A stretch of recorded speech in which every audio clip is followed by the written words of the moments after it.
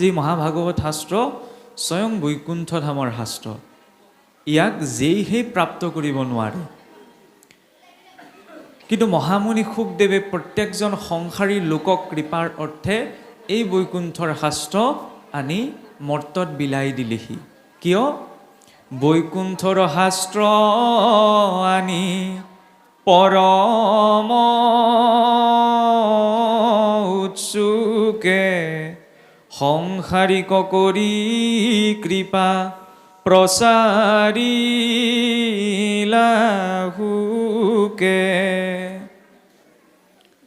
যে মহামুনি শুকদেৱে বৈকুণ্ঠৰ এই শাস্ত্ৰ কিয় মৰ্তলৈ আনিলে? একমাত্ৰ সংসাৰী লোকসকলক কৃপাৰ অৰ্থে। সংসাৰী লোক, সংসাৰ মানেই হৈছে অনবৰত ঘূৰি ফুৰা। এতিয়া সকামতেই হওক নিকামতেই হওক আমি কিন্তু অনবৰত ঘূৰি ফুৰিছোঁ। গতিকে ভাগৱত অভীষ্ট সিদ্ধিৰ গ্ৰন্থ নহয়, অৰ্থাৎ মোৰ মনোবাঞ্ছা পূৰ্ণ কৰিবলৈ মই ভাগৱত মাৰ্গলৈ আহিম সেইবাবে ভাগৱত নহয়। ভাগৱত হৈছে কাৰ বাবে? যি এই জন্ম মৃত্যু জৰা ব্যাধিৰ চক্ৰটোৰ পৰা মুক্ত হৈ যাব বিচাৰিছে, তেওঁৰ বাবে হৈছে ভাগৱত। সেইবাবে ভাগৱত মাৰ্গলৈ অহাৰ আগমুহূৰ্ততেই পোনপ্ৰথম প্ৰয়োজন হয় এটা শুদ্ধ ভাৱনাৰ। কাৰণ ভগৱন্তক আমি জ্ঞান কৰ্ম মাৰ্গেৰে ঢুকি পোৱাটো সম্ভৱ নহয়। কিয়? কাৰণ আমি কেনেকুৱা পৰ্যায়ৰ কৰ্ম কৰি আছোঁ আৰু ভগৱন্তই কেনেকুৱা পৰ্যায়ৰ কৰ্ম কৰিছে। আমি নিজৰ বুদ্ধিৰে ঢুকি পোৱালৈকেহে কিবা এটা কথা চিন্তা কৰিব পাৰোঁ, কিন্তু ভগৱন্তৰ বুদ্ধি তাতোতকৈ অনন্ত গুণ শ্ৰেষ্ঠ। সেইবাবে মহাপুৰুষসকলে কি কৰিলে? যে ভগৱন্তৰ ওচৰলৈ যাবৰ পৰা আটাইতকৈ উত্তম মাৰ্গটো হৈছে বোলে ভক্তি। ভক্তি মানে কি? কেৱল ধূপ গছ জ্বলোৱা, চাকি গছ জ্বলোৱাই ভক্তি নহয়। সেইখিনি কিছুমান সামাজিক প্ৰথা, তাৰ কিছুমান নিৰ্ণয় আছে। কিন্তু মই ধূপ জ্বলাওঁতে, চাকি জ্বলাওঁতে, ভগৱন্তৰ নাম লওঁতে যদি তাত মোৰ ভাৱযুক্ত হোৱা নাই, তেতিয়াহ'লে সেইখিনি কৰ্মৰ কোনো অৰ্থ নাথাকেগৈ। সেইবাবে প্ৰয়োজন ধূপ গছ জ্বলাওঁতে, চাকি গছ লগাওঁতে, নামঘৰলৈ আহোঁতে, হৰি কথা শুনোতে তাত যাতে আমাৰ ভাৱটো যুক্ত হয়। ভক্তি মানেই হৈছে, সেইবাবে কোৱা হৈছে ঈশ্বৰৰ চৰণত সমৰ্পণ ভাৱ। ভাবিনো লভতি জ্ঞানম, ভাৱ থাকিলেহে আমি জ্ঞান পাব পাৰোঁ। ভাবিনো লভতি সৰ্বম, ভাৱ থাকিলেই আমি সকলো পাব পাৰোঁ। আৰু ভাবিনো লভতি দিব দৰ্শনম, ভাৱ থাকিলে আমি ঈশ্বৰৰো দৰ্শন পাব পাৰোঁ। কিন্তু যদি মই মোৰ ভাৱটো লৈ ভক্তি মাৰ্গত আহোঁ, তেতিয়াহ'লে কিন্তু বহু শাস্ত্ৰ কথা জানিলেও মই ভগৱন্তৰ সন্মুখী হ'ব নোৱাৰোঁ। কাৰণ জাতি কুলাচাৰ ধৰ্ম জ্ঞান আদি কৰি ঈশৱ গুণত তুষ্ট নুহি কন্ত হৰি। যে জাতি কুলৰ আচাৰ অৰ্থাৎ বংশৰ আচাৰ, ধৰ্ম জ্ঞান আদি কৰি, কাৰোবাৰ বহু ধৰ্ম জ্ঞানো থাকিব পাৰে, কিন্তু তেওঁ ঈশ্বৰ ভক্তি কৰিব নোৱাৰিবও পাৰে। কাৰণ যদিহে তাত অহং ভাৱটো যুক্ত হৈ আছে। কলিযুগৰ বাবে এনেকুৱা এটা ব্যৱস্থা আহি পৰিলে, এতিয়া প্ৰসংগ চলি আছে পৰীক্ষিতৰ কলি নিগ্ৰহ। আমি সোমাই যাম, কিন্তু কথা প্ৰসংগত আমি চুই যাব বিচাৰিছোঁ যে কলিযুগত দান পুণ্য কেনেদৰে আচৰণ কৰা হয়। যে দান পুণ্য কৰিলে মুহুৰ হৈব খ্যাতি, হেন দম্ভ ভাৱে ধৰ্ম আচৰিবে আতি। যে এই সময়ছোৱাত আমি চাবচোন, যে নামঘৰ কোনে বনাই দিলে? মই বনাই দিলোঁ, নহয়নে? নামঘৰলৈ মাটি কোনে দিলে? মই দিলোঁ। চিঠিখনত মোৰ নামটো মই পাব লাগিব, তেতিয়াহে মই নামঘৰলৈ যাম। এই ভাৱটোৱে যদি কোনোবাখিনিত ক্ৰিয়া কৰিছে, বা শৰাইখনত মই আগপাত দিছোঁ নে 9টা ফুল কাটি দিছোঁ, এইখিনি বিষয় লৈ যদি মই সমাজত তৰ্ক কৰিছোঁ, তেতিয়াহ'লে মোৰ অন্তৰত কিন্তু ভক্তি যে নাই সেইটো কথা স্পষ্ট হৈ পৰে। কাৰণ সেইখিনিত ভগৱন্ত তুষ্ট নহয়। ভগৱন্ত কোনখিনিত তুষ্ট হয়? ভাৱত। তেওঁৰ অন্তৰ ভাৱটো কি? মোতকৈ চাগে শ্ৰেষ্ঠ ভাৱ পথৰ ভিক্ষাৰীজনৰো থাকিব পাৰে। সেইটো মই বাহ্যিক ৰূপটো চাই বিশ্লেষণ কৰিব নোৱাৰোঁ। সেইবাবে ভাগৱত মাৰ্গলৈ অহাৰ লগে লগে আমাৰ প্ৰথম ভাৱটো শুদ্ধ হ'ব লাগিব। এনেই আমি চাবচোন ৰামকৃষ্ণ কৈ থাকিলে কিন্তু আনন্দ নালাগে, কিন্তু যিমানে ভাৱপূৰ্ণভাৱে ভগৱন্তৰ নাম লোৱা যায় বা ভগৱন্তৰ নাম শুনা যায়, তেতিয়া মনত আনন্দ বৃদ্ধি পায়। আৰু সংসাৰত চাওকচোন, কিবা এটা বস্তু যেতিয়া আমি পৃথিৱীখনত পাওঁ তেতিয়া পোৱা দিনাৰ আনন্দটো কিন্তু ছমাহ বছৰেকলৈ একেই নাথাকে। যেনেকৈ আজি মোৰ ঘৰতে সন্তান এটি যদি জন্ম হয়, তেনেকুৱা ধৰণৰ যিকোনো বিষয়ৰ জৰিয়তে কাৰোবাৰ গৃহলৈ যদি সুখ আনন্দ আহে, তেতিয়া পোৱা দিনাৰ আনন্দ কিন্তু ছমাহ বছৰেকলৈ কাৰো গৃহত একেই নাথাকে। কিয়? কাৰণ সংসাৰখনত যিবিলাক সুখৰ মাধ্যম আছে তাৰ প্ৰকৃতিটোৱে এনেকুৱা যে পোৱাৰ পাছত ক্ৰমাৎ তাৰ পৰিমাণ কমি যায়। কিন্তু আধ্যাত্মিক সুখটো তেনেকুৱা নহয়। আধ্যাত্মিক সুখত যিমানে আমি ভাৱপূৰ্ণভাৱে আগবাঢ়িম সিমানে মনত আনন্দ বৃদ্ধি পাই গৈ থাকে। নহ'লে চাওকচোন, ঘোষা একেখিনিতো আমি আজিলৈকে গাই আছোঁ, ভাগৱত একেভাগেই শুনি আছোঁ, ইজনে সিজনৰ চাহটো গছকিলেও আমি কৃষ্ণ কৃষ্ণ বুলি কওঁ। কাৰোবাৰ মুখত শুনা পাইছেনে কৃষ্ণ কৃষ্ণ কৈ আমনি লাগিছে বুলি, ৰাম ৰাম কৈও আমনি লাগিছে বুলি? বৰং তেওঁ যিমান ভাৱপূৰ্ণভাৱে ভগৱন্তৰ নাম লয় বা নাম শুনে সিমানে মনত আনন্দ বৃদ্ধি পায়। কিন্তু আমাৰ কেতিয়াবা অকণমান আমি সমস্যাত পৰিবলগীয়া হয়। কোনখিনিত জানেনে? বেয়া মাতটো মুখৰ পৰা পটককৈ ওলায়, ৰাম বা কৃষ্ণ বুলি সহজে নোলায়। সমস্যা আহি পৰে সেইখিনিত। বেয়া মাতটো মাতিবলৈ কোনেও কাকো শিকাব নালাগে, কিন্তু ভগৱন্তৰ নাম ল'বলৈ কিন্তু শিকাব লাগে। চাওক যে যিজনা ভগৱন্তই আপোনাক মোক ইমান এটা সুন্দৰ শৰীৰ দিছে, আজি আপুনি মই ইয়াত এতিয়া বহি থাকোঁতে প্ৰতি 2 ছেকেণ্ডত পৃথিৱীৰ পৰা এজন মানুহ মৰি গৈ আছে। দিনটোত 2 লাখতকৈ বেছি মানুহ মৰে। আপুনি মই যেতিয়া আজি দিনটো পালোঁ তাৰ বাবে ভগৱন্তক আমি ধন্যবাদ দিব লাগেনে? লাগে, নিশ্চয়কৈ। তেতিয়াহ'লে জীৱনৰ প্ৰতিটো ছেকেণ্ডৰ বাবে তেওঁৰ ওচৰত আমি কৃতজ্ঞ হয়নে? আৰু ঈশ্বৰে আপোনাক মোক ইমান এটা সুন্দৰ শৰীৰ দিছে, নাক কাণ চকু মুখ ভিতৰত যিবিলাক অংগ পতংগ লগাই দিছে সেইবিলাক কিমান দামী। এটা বেয়া হ'লে আমি লাখ টকা দিলেও কিনি আনিব নোৱাৰোঁ, নহয়নে? ভিতৰত কিডনীটো, লিভাৰটো। এতিয়া চাওক, ঈশ্বৰে ইমান ভাল যন্ত্ৰ এটা আপোনাক মোক দিছে, খোৱা বস্তুটো নিজে নিজে হজম হৈ থাকে, কিন্তু তাৰ পিছতো ধোঁৱা নোলোৱা মেচিনটোৰ পৰা যদি কোনোবাই ধোঁৱা উলিয়াই আছে, তেতিয়াহ'লে বোলো তেওঁৰ ঈশ্বৰৰ প্ৰতি কিবা কৃতজ্ঞতাৰ ভাৱ থাকিবনে? এইখিনি এচিড ঈশ্বৰে পেটটোত আমাৰ ভৰাই দিছে খোৱা বস্তুখিনি হজম হ'বলৈ, কিন্তু কোনোবাই যদি তাৰ ওপৰত আকৌ এচিড ঢালিছেগৈ, তাৰ পৰা প্ৰভু উদ্ধাৰ কৰা বুলি ভাওনা সভা আগবঢ়াইছে বা নামষাৰ আগবঢ়াইছে, তেতিয়া বাৰু ঈশ্বৰে কৃপা কৰে নকৰে পাছ কথা, ঈশ্বৰে বাৰু ভাল পাবনে? কেতিয়াও নাপায়। সেইকাৰণে ভাগৱত মাৰ্গ মানে বহুতে ভাবে যে এই কায় কষ্টে বতে বিধানে থাকি এতিয়াই আৰু নাযাওঁ, পিছত বয়স হ'লে আগবাঢ়িম, তেনেকুৱা এটা ধাৰণা থাকে। কিন্তু নহয়, ভাগৱতৰ মাৰ্গ হৈছে এই নাক কাণ চকু মুখ চব ভালে থাকোঁতেই এই শৰীৰটোক ভালে ৰাখি ঈশ্বৰমুখী কৰি ৰখা, নিজৰ জীৱনটোক যাপন কৰা। কাৰণ এই শৰীৰটোক পৰিচালনা কৰিবলৈ হৈছে ভাগৱত। কোনখিনি সময়ত কেনেধৰণে আমি নীতি নিয়ম বৰ্তাই ৰাখি ঈশ্বৰমুখী হৈ যাম, আৰু ঈশ্বৰমুখী হোৱাৰ প্ৰয়োজনীয়তা কোনখিনিত আহি পৰে? কাৰণ আপুনি মই পোনপ্ৰথমতেই মনুষ্য শৰীৰটো পোৱা নাই। স্থাৱৰং বিঞ্চতি লক্ষম জলজম নৱলক্ষকম কুৰুমাঞ্চ নৱলক্ষঞ্চ দশলক্ষঞ্চ পক্ষিণঃ ত্ৰিঞ্চ লক্ষঞ্চ পশুনঞ্চ চতুৰ্লক্ষঞ্চ বানৰা ততো মনুষ্যতাং প্ৰাপ্য ততঃ কৰ্মাণি সাধেত। প্ৰথম গছ গছনি ইত্যাদি স্থাৱৰ যোনিত 20 লাখ বাৰ, ধেমালি কথানে?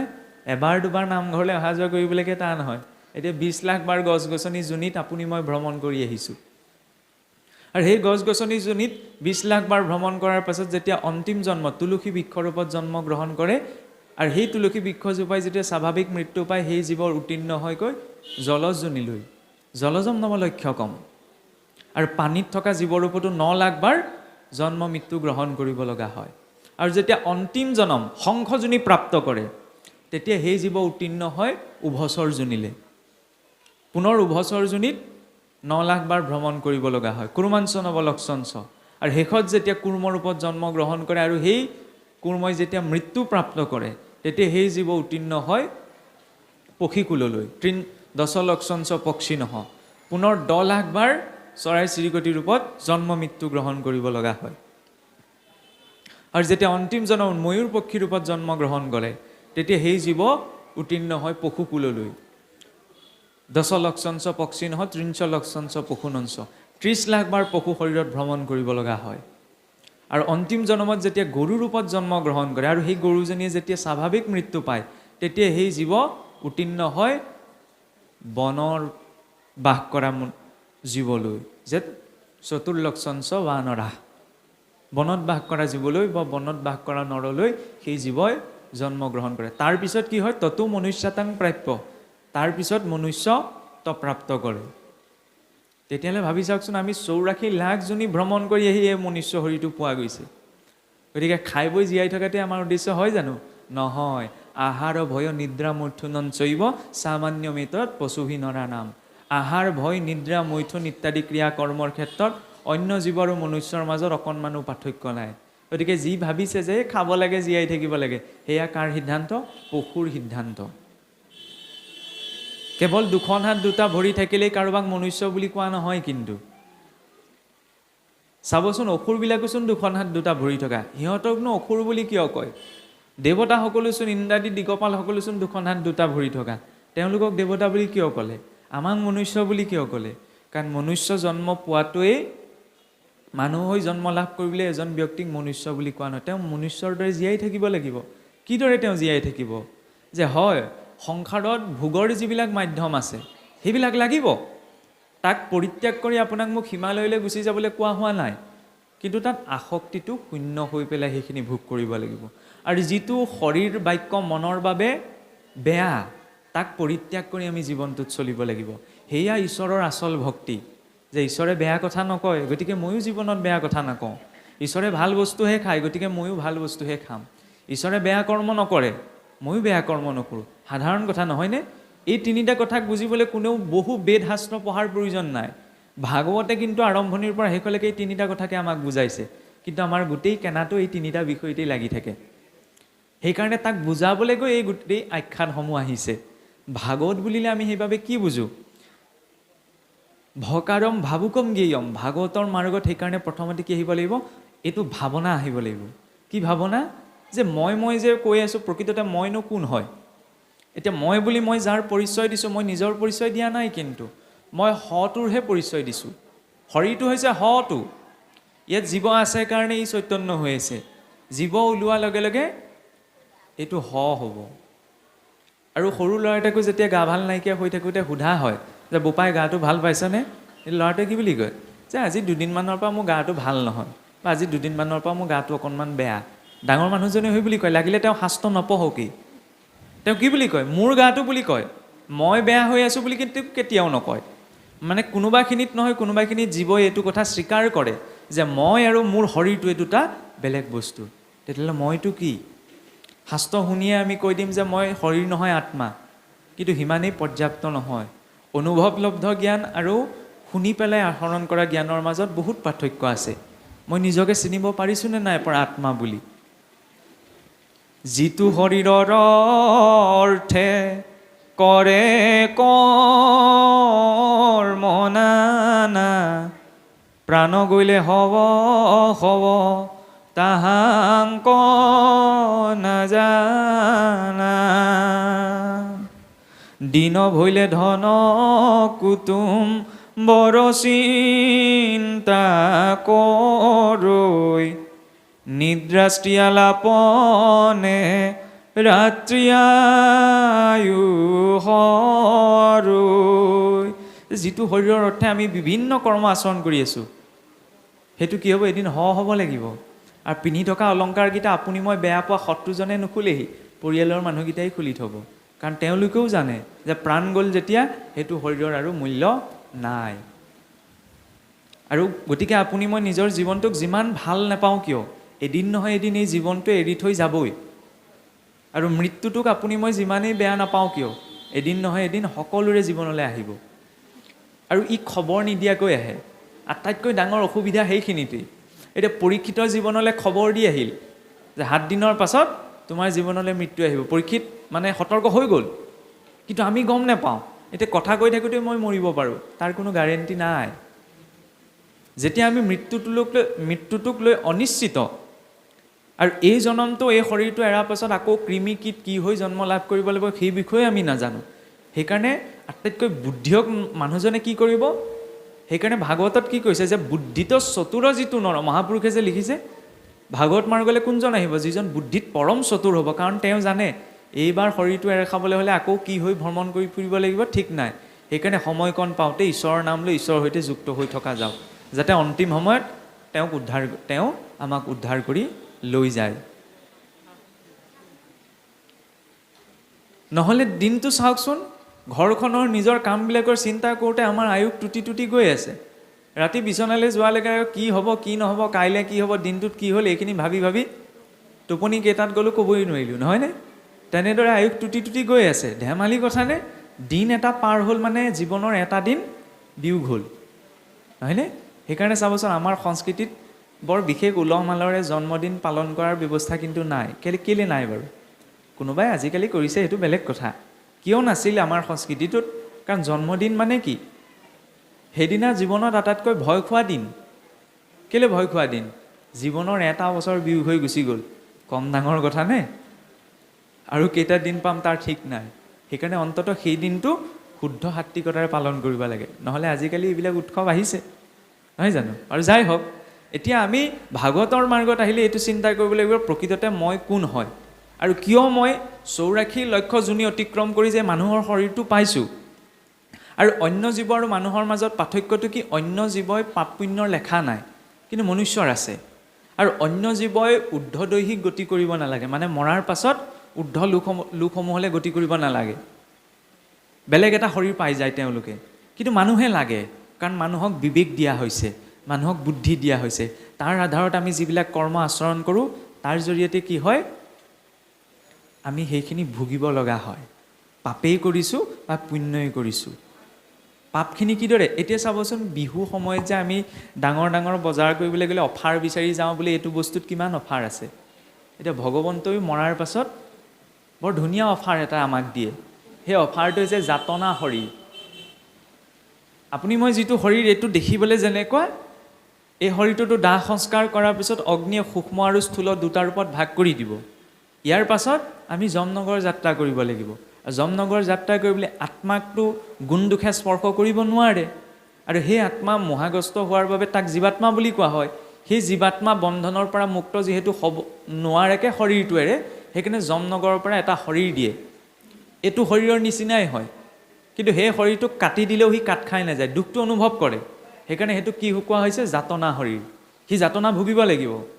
বগা ধুতিখনত যেনেকৈ দাগ এটা লাগিলে আমি ঘৰত খচি খচি ধুওঁ, ইয়াত যিবিলাক কামৰ জৰিয়তে যিবিলাক চেকা লগাইছোঁ, যমনগৰটো সেইবিলাক খচি খচি ধোৱা হয়, আৰু ধুই পেলাই চফা হ'লে আকৌ ইয়ালৈ পঠিওৱা হয়, নিজৰ কৰ্ম অনুসাৰে শৰীৰ প্ৰাপ্ত কৰিবলৈ।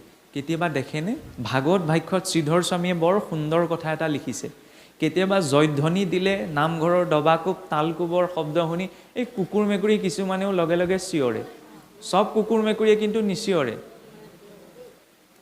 সেইবিলাক কুকুৰ মেকুৰী কোন? কেতিয়াবা ওলাই গ'লে চাবচোন, কিছুমান কুকুৰ মেকুৰীয়ে মানুহটোক দেখিলেই খেদা মাৰি আহে, কিন্তু কিছুমানে খেদা মাৰি নাহে, আঁতৰতে ৰৈ পেলাই মানুহটোলৈ একান্ত মানে চাই থাকে জিভাখন উলিয়াই। সেইবিলাক কুকুৰ মেকুৰী কোন? সেইবিলাক পূৰ্বজন্মত বহু জ্ঞানী আত্মা আছিল, কিন্তু যথাসময়ত হৰিভক্তি নকৰিলে। সেইকাৰণে ভগৱানৰ জয়ধ্বনি শুনাৰ লগে লগে সিহঁতেও চিঞৰে যে পূৰ্বজন্মত ভগৱানৰ নাম সময়ত নল'লোঁ, এতিয়া কিজানি এনেকৈ চিঞৰিয়ে মই গতিটো পাওঁ। মানুহজনলৈ চাই সেই জীৱটোৱে ভাবে যে তেওঁ কিমান ধন্য যে মনুষ্য শৰীৰ পাইছে হৰিক ভজনা কৰিবলৈ, কিন্তু মই সেইটো শৰীৰ পায়ো আজি হেৰুৱাই পেলালোঁ। গতিকে সেই গতিটো যাতে আমাৰ নহয়। এতিয়া এইখিনিতে প্ৰশ্ন এটা আহি পৰে নহয়, বোলে এইবিলাক কথা কোনে দেখিছে?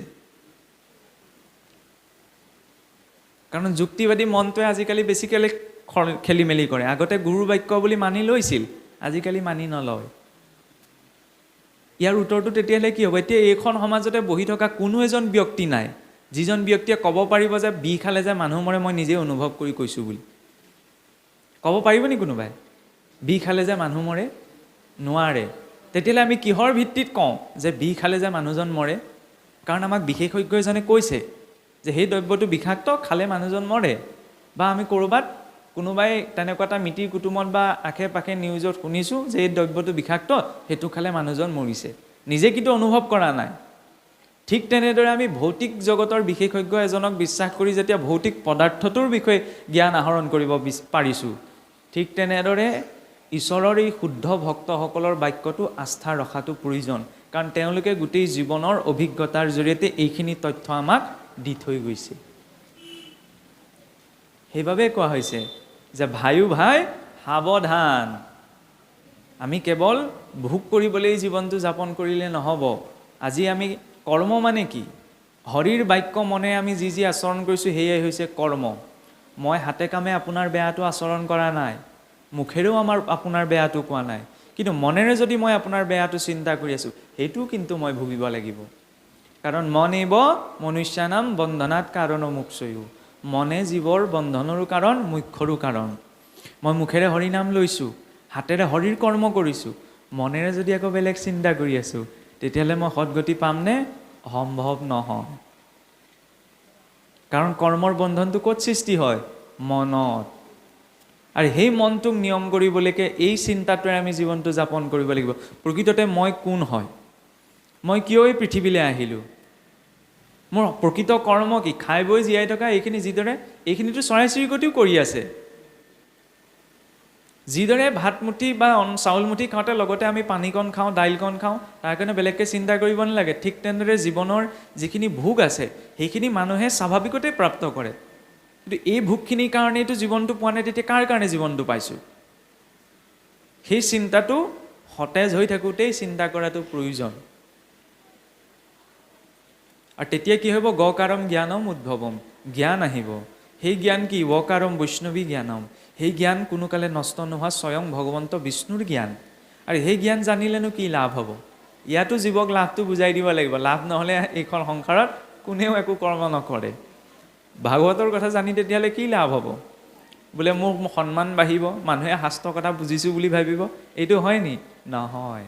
তকাৰম তত্ত্ব ভাৱ কম, সেই তত্ত্ব তেওঁ জানি এই সংসাৰ আনন্দ মনেৰে তৰি যাব পাৰিব। য়স্মিন বিজ্ঞাতে সৰ্বমেৱম বিজ্ঞাতম ভৱতি। সেইখিনি জনাৰ পাছত সংসাৰত একো বুজিবলৈ বাকী নাথাকে। কাৰণ এইখন সংসাৰত জীয়াই থকাটো বৰ কঠিন। বোলে কিয়? সত্য যুগত কাম কৰিছিল মন্ত্ৰই, ত্ৰেতাত কাম কৰিছিল তন্ত্ৰই, দাপৰত কাম কৰিছিল যন্ত্ৰ, এতিয়া কলিত কিহে কাম কৰে? ষড়যন্ত্ৰই। আৰু সেই ষড়যন্ত্ৰ বাহিৰৰ দেশৰ মানুহে আমাৰ লগত নকৰেহি, আশে পাশে থকাৰ মাজতে আমি বদ্ধ হ'ব লাগিব। সেইকাৰণে সেই ষড়যন্ত্ৰময় জীৱনটোক ধুনীয়াকৈ পৰিচালনা কৰিবলৈ ঈশ্বৰৰ হাতখন ধৰি আগবঢ়াটো প্ৰয়োজন। তাৰ বাবে লাগে কি? ভাগৱত। ভগৱানস্য লীলা কীৰ্তনম ইদম ভাগৱতম। ভাগৱতত কি আছে? ভগৱন্তৰ কি আচৰণ কৰিছিল? কাৰণ ভাগৱত মোৰ পোনপ্ৰথমত 6টা প্ৰশ্নৰ পৰা প্ৰকট হৈছিল। সেই 6টা প্ৰশ্ন কি হৈছিল? ঋষিসকলে সুতুমুনিক সুধিছিল মূলতঃ 6টা প্ৰশ্ন। সেই 6টা প্ৰশ্ন কি? যে সৰ্বশাস্ত্ৰৰ সাৰ কি? সকলো শাস্ত্ৰৰ সাৰ কি? দ্বিতীয়তে সুধিছিল যে মনুষ্যই কি আচৰণ কৰিলে মনুষ্যৰ পৰম কল্যাণ হয়? আৰু ভগৱন্ত কৃষ্ণই কিয় জন্মগ্ৰহণ কৰিছিল? ইয়াৰ পাছত সুধিছিল যে ভগৱন্তই জন্মগ্ৰহণ কৰি কি কি লীলা কৰিছিল? ইয়াৰ পাছত সুধিছিল যে ভগৱন্তই কি কি অৱতাৰ গ্ৰহণ কৰিছিল আৰু সেই অৱতাৰসমূহে কি কি কৰিছিল? এই 6টি বিষয়ত ক'বলৈ গৈয়ে এই 12 স্কন্ধ ভাগৱত হৈছে। আৰু এই 12 স্কন্ধ ভাগৱত পূৰ্বতে 4টি শ্লোকতহে আছিল। শ্ৰীনাৰায়ণে ব্ৰহ্মাদেৱক মাত্ৰ 4 শ্লোকত দিছিল। তেনেদৰে শ্ৰীনাৰায়ণৰ পৰা ব্ৰহ্মাদেৱ, ব্ৰহ্মাদেৱৰ পৰা নাৰদদেৱ, নাৰদদেৱৰ পৰা ব্যাসদেৱ, ব্যাসদেৱৰ পৰা শুকদেৱৰ হাতত পৰালৈকে ভাগৱতে তাৰ পূৰ্ণ কলেবৰ অৰ্থাৎ 12 স্কন্ধ ৰূপ লাভ কৰিছিল। গতিকে ভাগৱতত আমি ব্যাখ্যা যোগ দিয়াৰ প্ৰয়োজন নাই। আমি যিবিলাক যদিও ব্যাখ্যানুষ্ঠান বুলি আমি কওঁ, প্ৰকৃততে ব্যাখ্যা ইতিমধ্যে ভাগৱতত সম্পূৰ্ণ ৰূপত আছেই। তাত আকৌ আমি যোগ দিয়াৰ প্ৰয়োজন নাই। আমি মাত্ৰ যিবিলাক কথা যোগ দিওঁ সেয়া মাত্ৰ আলোচনাহে, নুবুজা কথাটোক বুজি ল'বলৈ।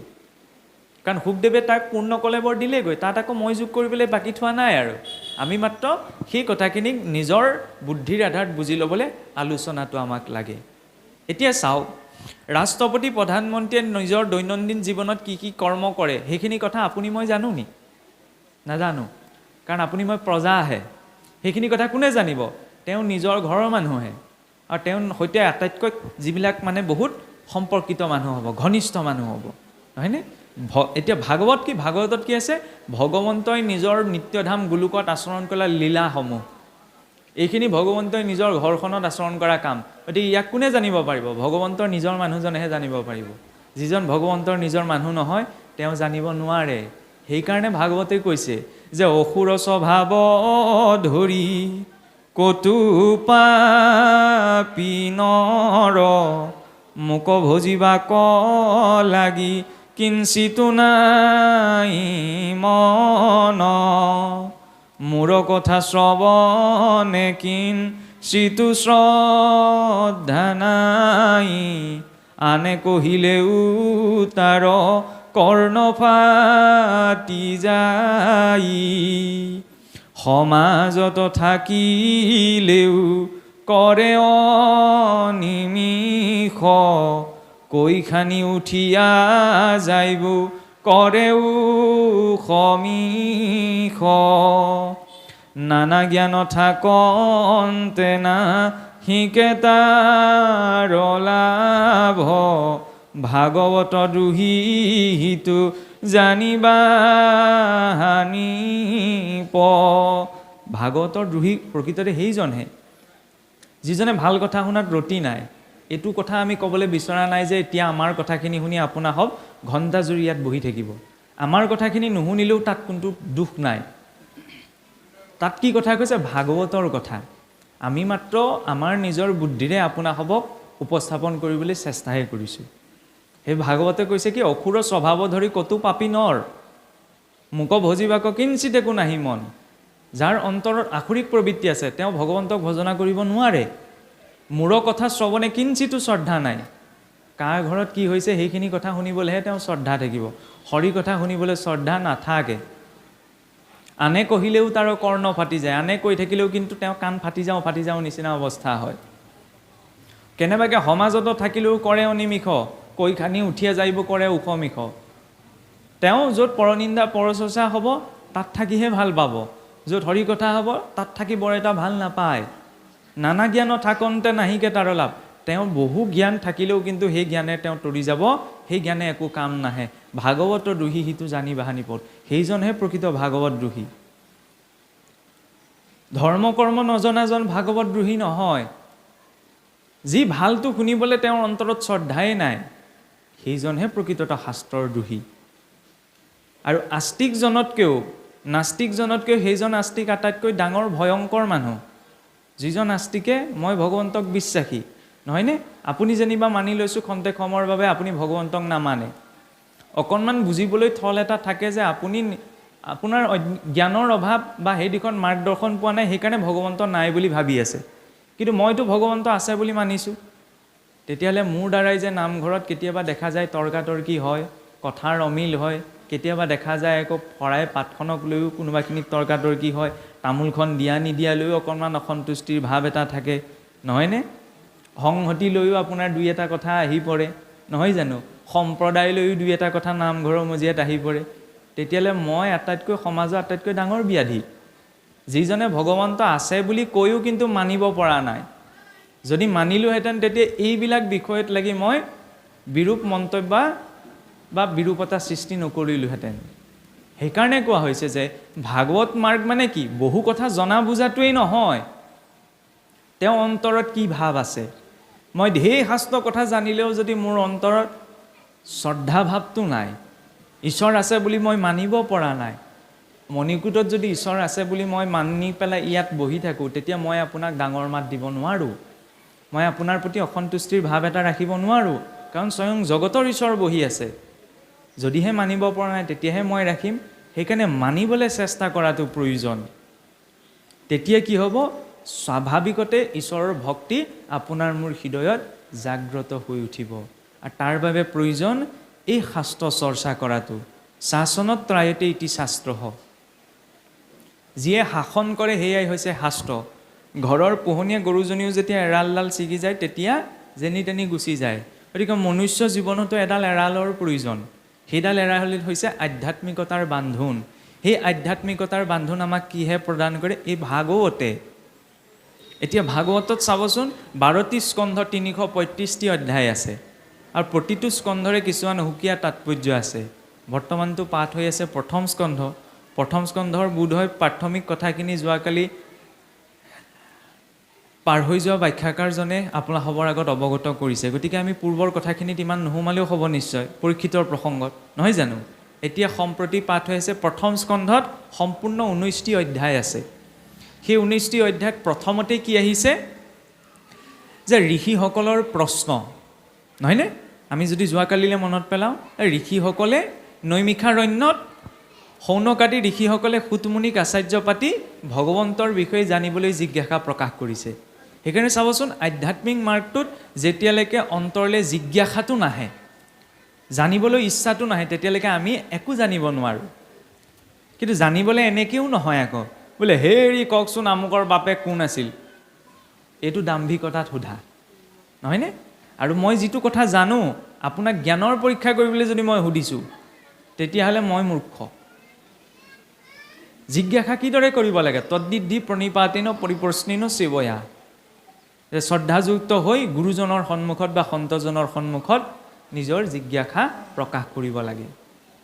সেইবাবে শৌনকাদি ঋষিসকল অজ্ঞানীতো নাছিল, 4 বেদ 14 শাস্ত্ৰৰ জ্ঞাতা আছিল। কিন্তু ইমান শ্ৰেষ্ঠ মহাজ্ঞানীসকলেও তেওঁলোকে ভগৱান কৃষ্ণক যে ভজনা কৰিব লাগে এই কথা নজনাকৈ আছিল এনে নহয়, তেওঁলোকে জানিছিল। তেওঁলোকে সেইবাৰেই প্ৰথম ভাগৱত শুনা, তাৰ আগতেও হৰি কথা শুনিছে, কিন্তু তথাপি সুতমুনিক আচাৰ্য পাতি তেওঁলোকে ভাগৱত কথা শুনিছে। সেইটো হৈছে ভক্তৰ স্বভাৱ, যে কাৰ পৰা শুনিছে, কেতিয়া শুনিছে এইটো দৃষ্টি দিয়া নহয়, মুঠতে ভগৱন্তৰ কথা শুনি তাৰ আনন্দকণ, তাৰ ৰসকণ, সাৰকণ প্ৰাপ্ত কৰিব লাগে। সেইবাবে ভাগৱত মাৰ্গলৈ অহাৰ লগে লগে প্ৰথম আমাক কি লাগিব? সন্তজনৰ ওচৰত, ভক্তজনৰ ওচৰত আশ্ৰয়। সেইবাবে কি দেখুৱালে? শৌনকাদি ঋষিসকলৰ জৰিয়তে সুতমুনিক আশ্ৰয়। ইয়াৰ পাছতে কি আহিলে? ব্যাস নাৰদৰ সংবাদ, নহয়নে? ব্যাস নাৰদৰ সংবাদত কি দেখুৱালে? ব্যাসদেৱ এতিয়া কোন? স্বয়ং ভগৱন্তৰ অংশ অৱতাৰ, জ্ঞানৰ অৱতাৰ। তেওঁ 4 বেদ 14 শাস্ত্ৰ কৰিবলৈ তেওঁৰ অৱতাৰ হৈছিল। কিন্তু তেওঁ 4 বেদ 14 শাস্ত্ৰ 18 পুৰাণ কৰাৰ পাছতো মনটো বহুসকলে ব্যাসদেৱ মতিভ্ৰম হৈছিল বুলি কয়। কিন্তু সেইটো যথা মাৰ্গদৰ্শনৰ অভাৱৰ বাবে। ভগৱন্তৰ অৱতাৰ বাৰু মতিভ্ৰম হোৱাটো সম্ভৱ নি? ভাবি চাওকচোন। এই যে কিছুসকলে ডাঙৰ ডাঙৰ লেকচাৰ দি দিয়ে, ব্যাসদেৱ বোলে বলিয়া হৈছিল, ব্যাসদেৱ বোলে মতিভ্ৰম হৈছিল, কেনেকৈ সম্ভৱ?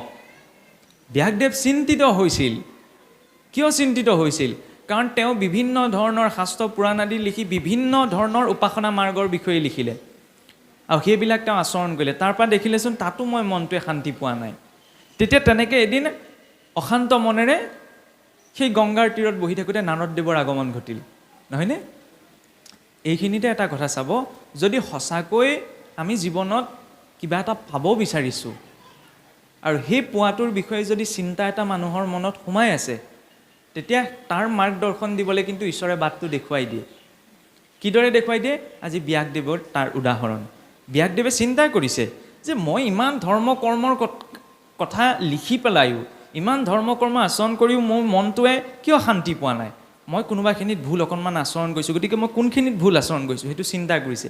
গতিকে মানুহৰ জীৱনতো আমি যেতিয়া কাম এটা কৰোঁতে সেই কামটোত কিবা এটা ভুলটো যেতিয়া অনুতাপ অনুভৱ কৰোঁ, অনুতপ্ত হওঁ, তেতিয়া ভগৱন্তৰ মাৰ্গদৰ্শন কৰে।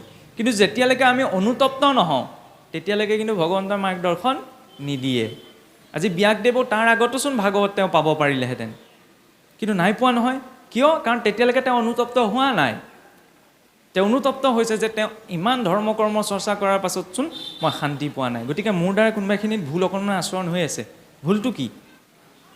আৰু সেই অনুতপ্ত হোৱা ব্যাসদেৱক উদ্ধাৰ কৰিলে ভগৱন্তৰ প্ৰেৰণাত কাৰ আগমন ঘটিছে? নাৰদদেৱৰ। নাৰদদেৱ কোন? নাৰুধ্যতে ইতি নাৰদহ, যাৰ মুখত, যাৰ মনত খন্তেকৰ বাবেও ভগৱন্তৰ স্মৰণ ৰোধ নহয়, অৰ্থাৎ ৰৈ নাযায়, সেইজন হৈছে নাৰদ। সেই নাৰদদেৱৰ আগমন ঘটিছে। আৰু তেতিয়া নাৰদদেৱে সুধিলে যে হে ব্যাসদেৱ, তুমি কিয় চিন্তাত পৰি আছা? তেতিয়া ব্যাসদেৱে কৈছে যে প্ৰভু, মই ইমান ধৰ্ম কৰ্ম কৰাৰ পাছতো কিন্তু মোৰ মনটোৱে শান্তি পোৱা নাই। তেতিয়া নাৰদদেৱে ক'লে যে হে ব্যাসদেৱ, তোমাৰ মনটোৱে অশান্তি নাপাব কিয়? কাৰণ তুমিচোন সকলো লোককে স্বৰ্গলৈ যাব পৰা হিংসা ধৰ্মকো, বলি বিধান আচৰণ কৰিও এনেকুৱা ধৰণৰ কিছুমান কৰ্মকাণ্ডৰ কথা তুমি লিখিলা যে বলি বিধান আচৰণ কৰিও স্বৰ্গ পাব পাৰি বুলি। কিন্তু স্বৰ্গ পালেগৈও যেনিবা, স্বৰ্গ পোৱাৰ পিছত কি হ'ব? কেনেকৈ খহিব লাগিব? কাৰণ বেংকত যিমান বেলেঞ্চ জমা, যিমান পইচা জমা আছে সিমানলৈকে ভোগ কৰিব পাৰিব। জিৰ' বেলেঞ্চ হৈ গ'লে খেদি নপঠিয়াবনে?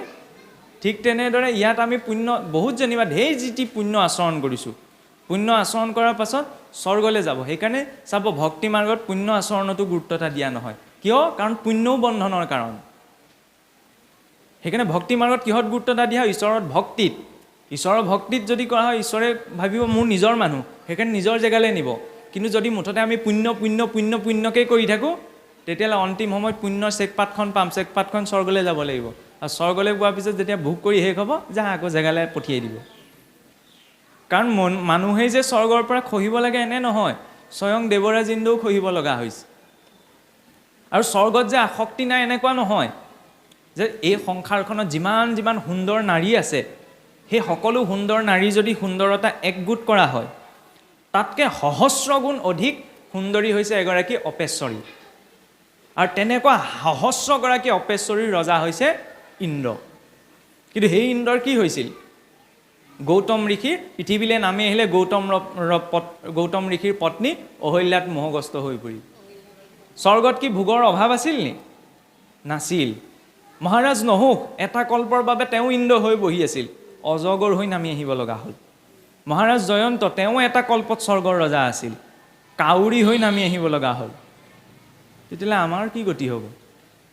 সেইকাৰণে চিন্তা চৰ্চা কৰি নিজৰ জীৱনটো যাপন কৰা প্ৰয়োজন, যে মুখেৰে মই কি কৈছোঁ, কাণেৰে মই কি শুনিছোঁ, হাতে কামে মই কি আচৰণ কৰিছোঁ। কাৰণ এইবিলাক সকলো আপুনি মই জীৱনত ঘূৰাই পাব লাগিব। সেইবাবে ভক্তি মাৰ্গত গুৰুত্বতা দিয়া হোৱা নাই, কিয়?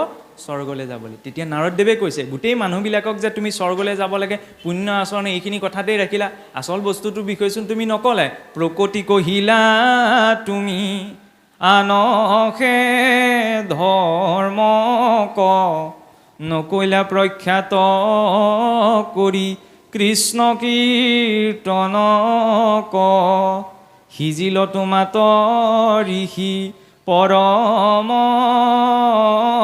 ন্যায়, নহিহান্ত চিত্ত তব এহি অভিপ্ৰায়। হে ঋষি, তুমি বেলেগ ধৰ্ম কৰ্মৰ বিষয়ে প্ৰকট কৰি ক'লা, নকৈলা প্ৰখ্যাত কৰি কৃষ্ণ কীৰ্তন, ভগৱন্তৰ বিষয়ে তুমি বৰ বিশেষকৈ উল্লেখ নকৰিলে। সিজিল তোমাত ঋষি পৰম অন্যায়, তুমি সেইটো বহুত ডাঙৰ অন্যায় আচৰণ কৰিলা, সেইকাৰণে তোমাৰ আজি মনটো তুষ্ট নাই। তেতিয়া ব্যাসদেৱে, চাবচোন, ব্যাসদেৱৰ জৰিয়তেও সেইখিনিত আমি জীৱনত অকণমান শিকিবলগীয়া আছে। ব্যাসদেৱৰ পৰাতো বহুত শিকিবলগীয়া আছে, কিন্তু সেই পৰিস্থিতিটোৰ পৰা কি শিকিব লগা আছে? ব্যাসদেৱে ভাবিব পাৰিলেহেঁতেন নে নাই পৰা? আৰে আপুনি কি কথা ক'বলৈ আহিছে? ময়েই বেদৰ শাখাভেদ কৰিলোঁ, 4 বেদ সাধ্য শাস্ত্ৰ ইতিহাস পুৰাণ লিখিলোঁ, আকৌ মোক কৈছে মই বোলে কোনোবাখিনি ঈশ্বৰৰ বিষয়ে কমকৈ লিখিলোঁ। ব্যাসদেৱে চাবলৈ গ'লে মানি ল'ব নালাগিছিল, কাৰণ তেওঁ ইমানখিনি কৰিলে। আমাৰ মানুহৰ ক্ষেত্ৰত কিন্তু সেইটো হয়। মই আজি 5-6 বছৰে কিবা এটা ভুল আচৰণ কৰিলোঁ, হঠাৎ গম পালোঁ যে মইচোন ভুলেই আচৰণ কৰি আছোঁ, কিন্তু মই মানি নলওঁ যে সঁচাকৈ মই ভুল আচৰণ কৰিছোঁ বুলি। কিজানি মই অসন্মান হওঁ, কিজানি মোৰ মিতিৰ কুটুমে বা ঘৰৰ মানুহে ভাবিব ইমান দিনে ভুলটোকে আচৰণ কৰিলে, কিজানি মই লাজ পাওঁ। লাজ মানটো সেইখিনি সময়ত আগ কৰি থৈ দিওঁ, ফলত চকুৰ আগত ভুলটোক জনা বুজাৰ পাছতো কিন্তু মই এৰিব নোৱাৰা হৈ পৰোঁ। সেইকাৰণে ভক্তি মাৰ্গত এইটো প্ৰয়োজন যে এই মুহূৰ্তটো যদি মই জীৱনত কিবা এটা আচৰণ কৰা এটা ভুল বুলি গম পাইছোঁ, তৎমুহূৰ্ততে তাক ত্যাগ কৰাৰ ক্ষমতাটো থাকিব লাগে। বোলে সেইটো কেনেকৈ সম্ভৱ? নহ'লে চাওকচোন, নাক কাণ চকু মুখ যত যিমান ইন্দ্ৰিয় আছে, এই ইন্দ্ৰিয়সমূহ হৈছে আপোনাৰ মোৰ নিজৰ চাকৰ, নহয়নে? এতিয়া সেই চাকৰসমূহে মালিকৰ মতে চলিব লাগিব। মালিক হৈছোঁ কোন? আপুনি মই। এতিয়া ঘটি থাকে কি? চাকৰৰ মতে আমি চলি থাকোঁ, নহয়নে? পৰাধীনতাৰ পৰাকাষ্ঠা হৈছে আটাইতকৈ ডাঙৰ সেইটোৱেই। মজিয়াখন লেতেৰা হৈ থাকিলে মই তাত বেয়া পাওঁ, ঠিক আছে, কিন্তু মোৰ মনত যদি কাৰোবাৰ প্ৰতি কপটতা বিদ্বেষ ভাগ সোমাই আছে, কম লেতেৰা সোমাই আছেনে তেতিয়াহ'লে? সেইকাৰণে প্ৰথম সেইখিনিক চফা কৰাৰ প্ৰয়োজন, আৰু সেইখিনিক চফা কৰিবলৈ অনুতাপ হোৱাটো প্ৰয়োজন। আজি যিদৰে ব্যাসদেৱৰ অনুতাপ হৈছে, ব্যাসদেৱ জ্ঞানৰ একেবাৰে শীৰ্ষত থাকিও অনুতপ্ত হৈছে। আমাৰতো জ্ঞান কৰ্মৰ নামত একোৱেই নাই, গতিকে জীৱনত আমি কেনেবাকৈ যদি কিবা ভুল আচৰণ কৰিছোঁ, অনুতাপ কৰাটো প্ৰয়োজন। আৰু সেই অনুতাপ কৰিছে কাৰণে নাৰদদেৱৰ পৰা তেওঁ কি পাইছে? ভাগৱত। তেতিয়া নাৰদদেৱে কৈছে যে মোৰ উপদেশে কৰা ভাগৱত শাস্ত্ৰ, প্ৰচাৰক গোবিন্দৰ গুণ নাম মাত্ৰ, শ্ৰৱণ কীৰ্তন মাত্ৰ কৰোক নিশেষ, দূৰ হৌক তোমাৰ মনৰ মহাক্লেশ। যে তুমি এতিয়া মোৰ উপদেশত অদ্যপান্ত পৰ্যন্ত ভগৱন্ত কৃষ্ণৰ লীলা বৰ্ণনা কৰি ভাগৱত শাস্ত্ৰ কৰা, আৰু তাক তুমিও শ্ৰৱণ কীৰ্তন কৰি অনাগত সময়ত লোকসকলো শ্ৰৱণ কীৰ্তন কৰি মহা আনন্দ পাব পাৰিব।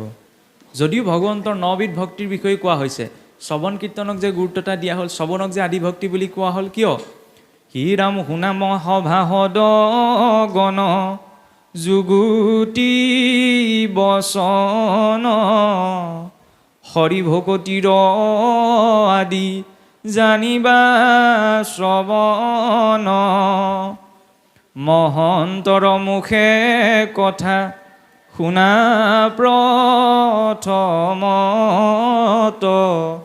তেৱেহে পুৰুষে পাই ভকতিৰ তত্ত্ব কথা শুনিলেহে গুছে মনৰ সংশয় কৃষ্ণৰ চৰণে তেৱে ভকতি বাৰ হয়।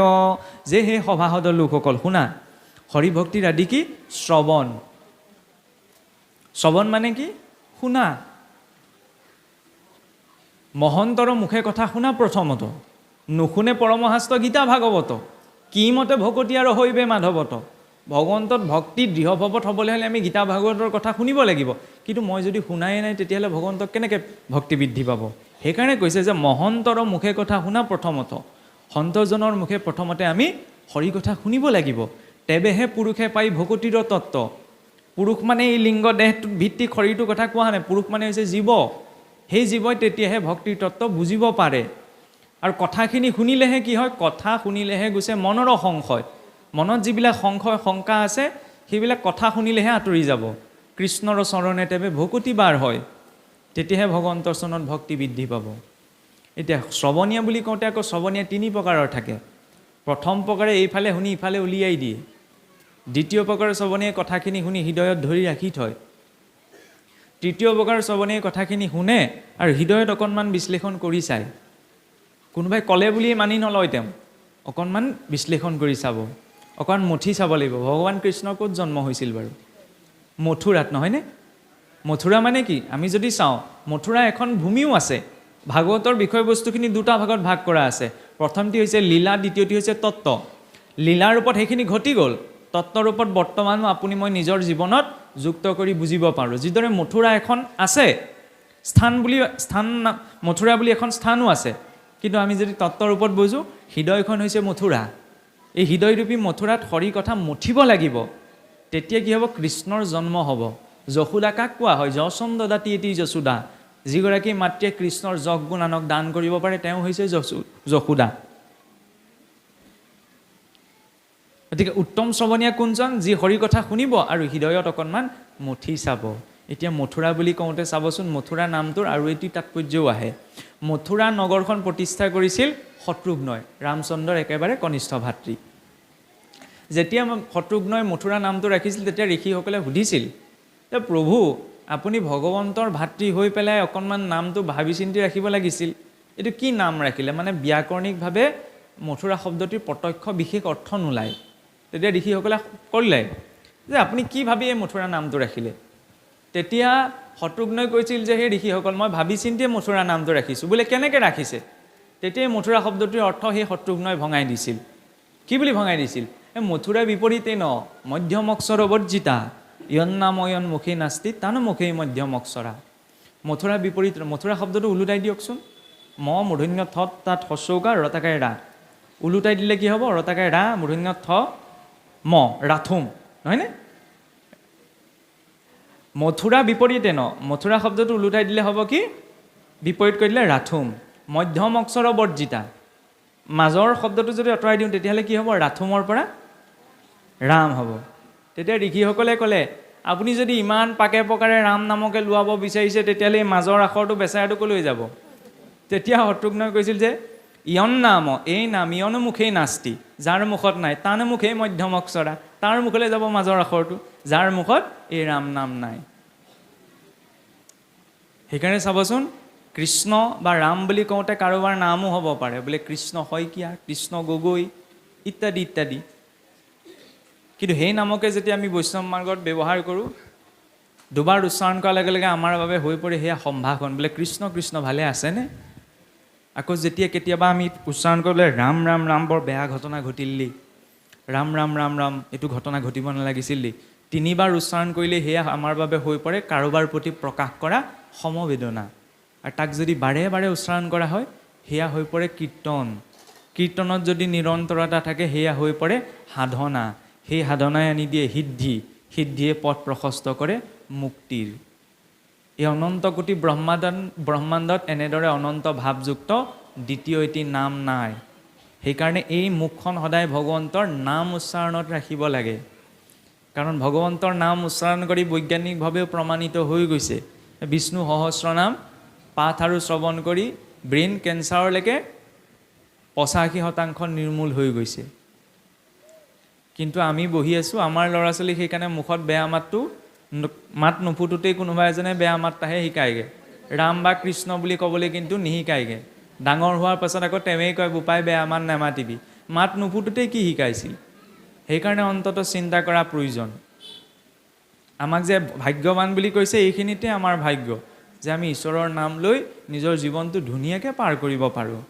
বোলে এতিয়া ইমান কৃষ্ণ কৃষ্ণ ৰাম ৰাম কৰিছোঁ, মৰাৰ পাছত যদি গম পাওঁ ভগৱান বোলে একোৱেই নাই বুলি, তেতিয়াও আমি লাভত আছোঁ।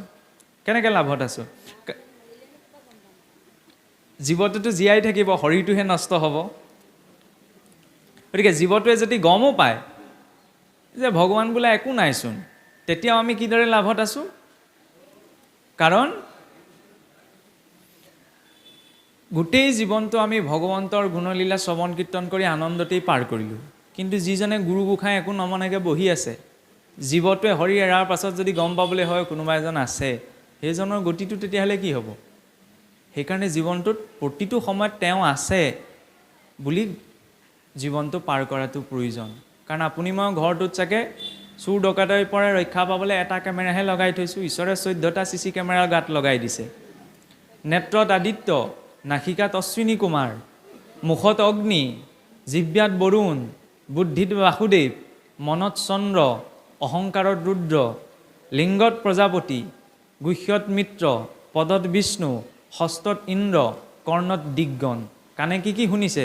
ডাঙৰ ডাঙৰকৈ ভাগৱত পঢ়ি আছে, তালৈ কাণখন মোৰ নাযাব পাৰে। ওচৰতে দুজনে ফুচুক ফাচাককৈ কি পাতিছে, তালৈ পটককৈ যায়।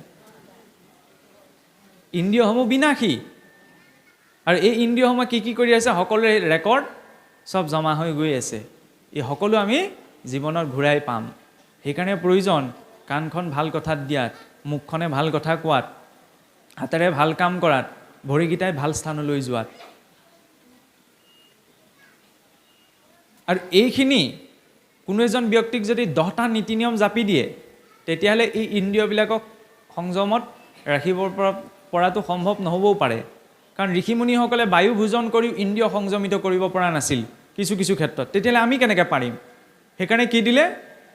ব্যাসদেৱক নিত্য নৈমিত্তিক ভগৱন্তৰ গুণনাম শ্ৰৱণ কীৰ্তন।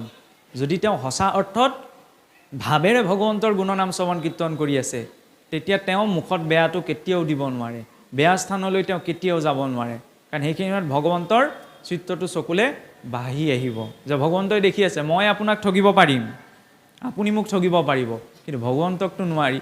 সেই চিন্তাটো যিদিনা মনলৈ আহিব, সেইদিনা আৰু বেলেগকৈ কাৰোবাক বুজোৱাৰ প্ৰয়োজন নাই যে এইটো খাব নালাগে, আমুকলৈ যাবই নালাগে, আমুকটো কৰিব নালাগে। কাৰণ হৃদয়স্থিত হৈ ভগৱন্তই তেওঁক চলাই নিব। সেইবাবে ব্যাসদেৱক নাৰদদেৱে ক'লে, প্ৰথমতে কি ক'লে? ব্যাসদেৱে পোনপ্ৰথমতে নাৰদদেৱৰ পৰা উপদেশ পাই কিন্তু ভাগৱত লিখিবলৈ বহা নাই। প্ৰথমতে নাৰদদেৱক কৈছে যে হে ব্যাসদেৱ, তুমি প্ৰথমতে ঈশ্বৰক হৃদয়স্থিত কৰি লোৱা। কাৰণ আকৌ যদি তুমি নিজৰ মতে কলম ধৰা, তেতিয়াহ'লে তাতো তোমাৰ বিসংগতি কিছুমান সোমাই আহিব পাৰে। সেইকাৰণে প্ৰথমতে তুমি ঈশ্বৰক ধ্যানস্থ কৰি নিজৰ হৃদয়ত স্থাপন কৰি লোৱা। তেতিয়া ব্যাসদেৱে যেতিয়া ভগৱন্তক ধ্যান কৰিছে, তেতিয়া দেখা পাৰিছে যে বাম পাশে মায়া, দক্ষিণত ভক্তিমায় মাৱ, দুইহানো মধ্যস্থভাৱে আছা ভগৱন্ত। ভগৱন্তক যেতিয়া দেখিছে যে ভগৱন্তৰ বাওঁ কাষে কোন আছে? মায়া মাতৃ, সোঁ কাষে ভক্তি মাতৃ। মায়াই জীৱক মুক্ত কৰিব বিচাৰিছে, মায়াই জীৱক ভক্তিয়ে মুক্ত কৰিব বিচাৰিছে, মায়াই আকৌ বান্ধি পেলাইছে। সেইকাৰণে চাবচোন আমাৰ দেৱকৰ্ম কৰোঁতে উত্তৰীয় বস্ত্ৰখন মানে চেলেং কাপোৰখন সোঁ বাহুৰ তলেদি লোৱা হয়। কিয় লোৱা হয়? কাৰণ এই অংশ হৈছে মায়াৰ অংশ, এই সোঁ অংশ হৈছে ভক্তিৰ অংশ। সেইকাৰণে দেৱকৰ্ম কৰোঁতে সদায় এই অংশই, আৰু পিতৃকৰ্ম কৰোঁতেহে এই বাওঁ হাতেৰে বা বাওঁ অংশইদি কৰাটো নিয়ম। ইমান সুন্দৰ দৰ্শন আছে।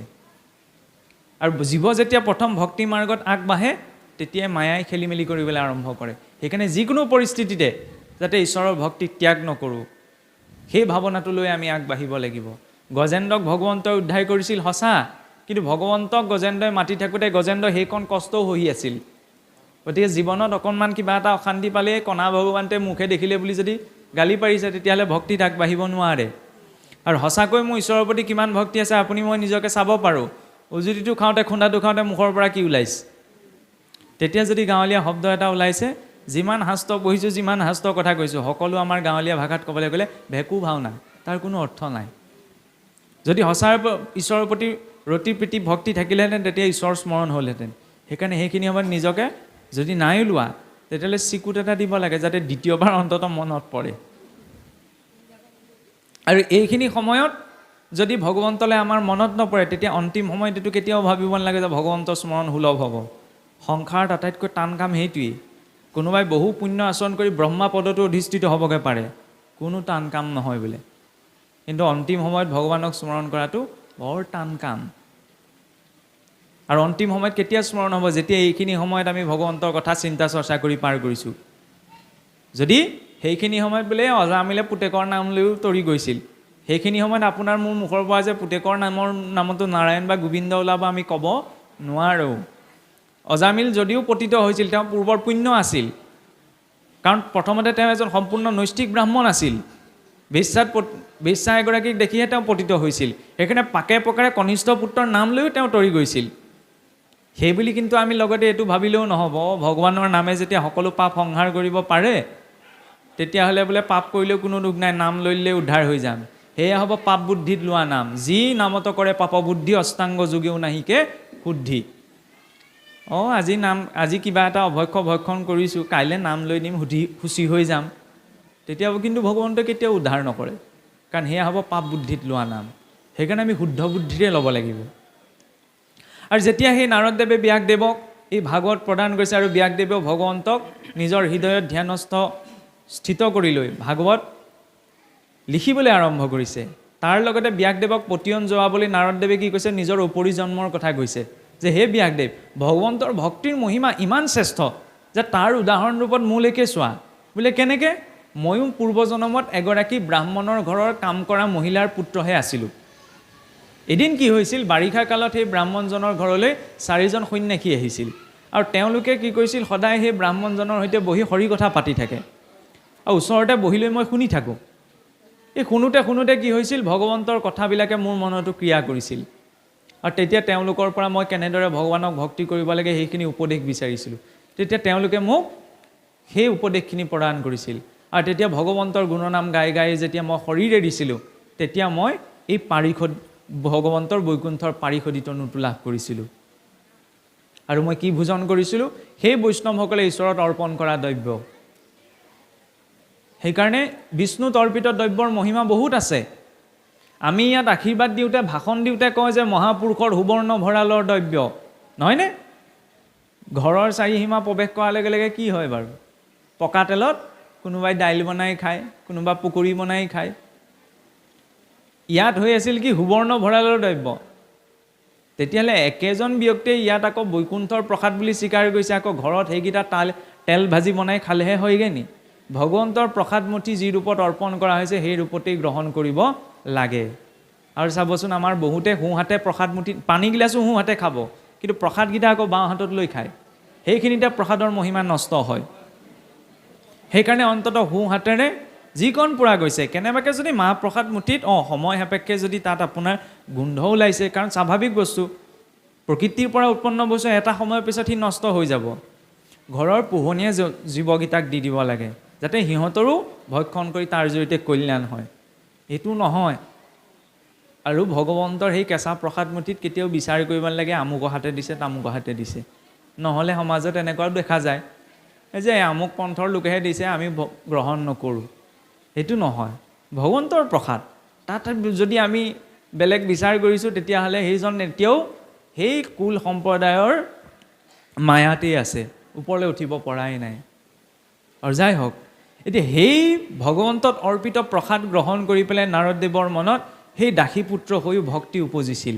সেইবাবে আমি ঘৰখনতো যি বস্তু বনাওঁ, সেই বনোৱা বস্তু ঈশ্বৰক অৰ্পণ কৰি খাব লাগে।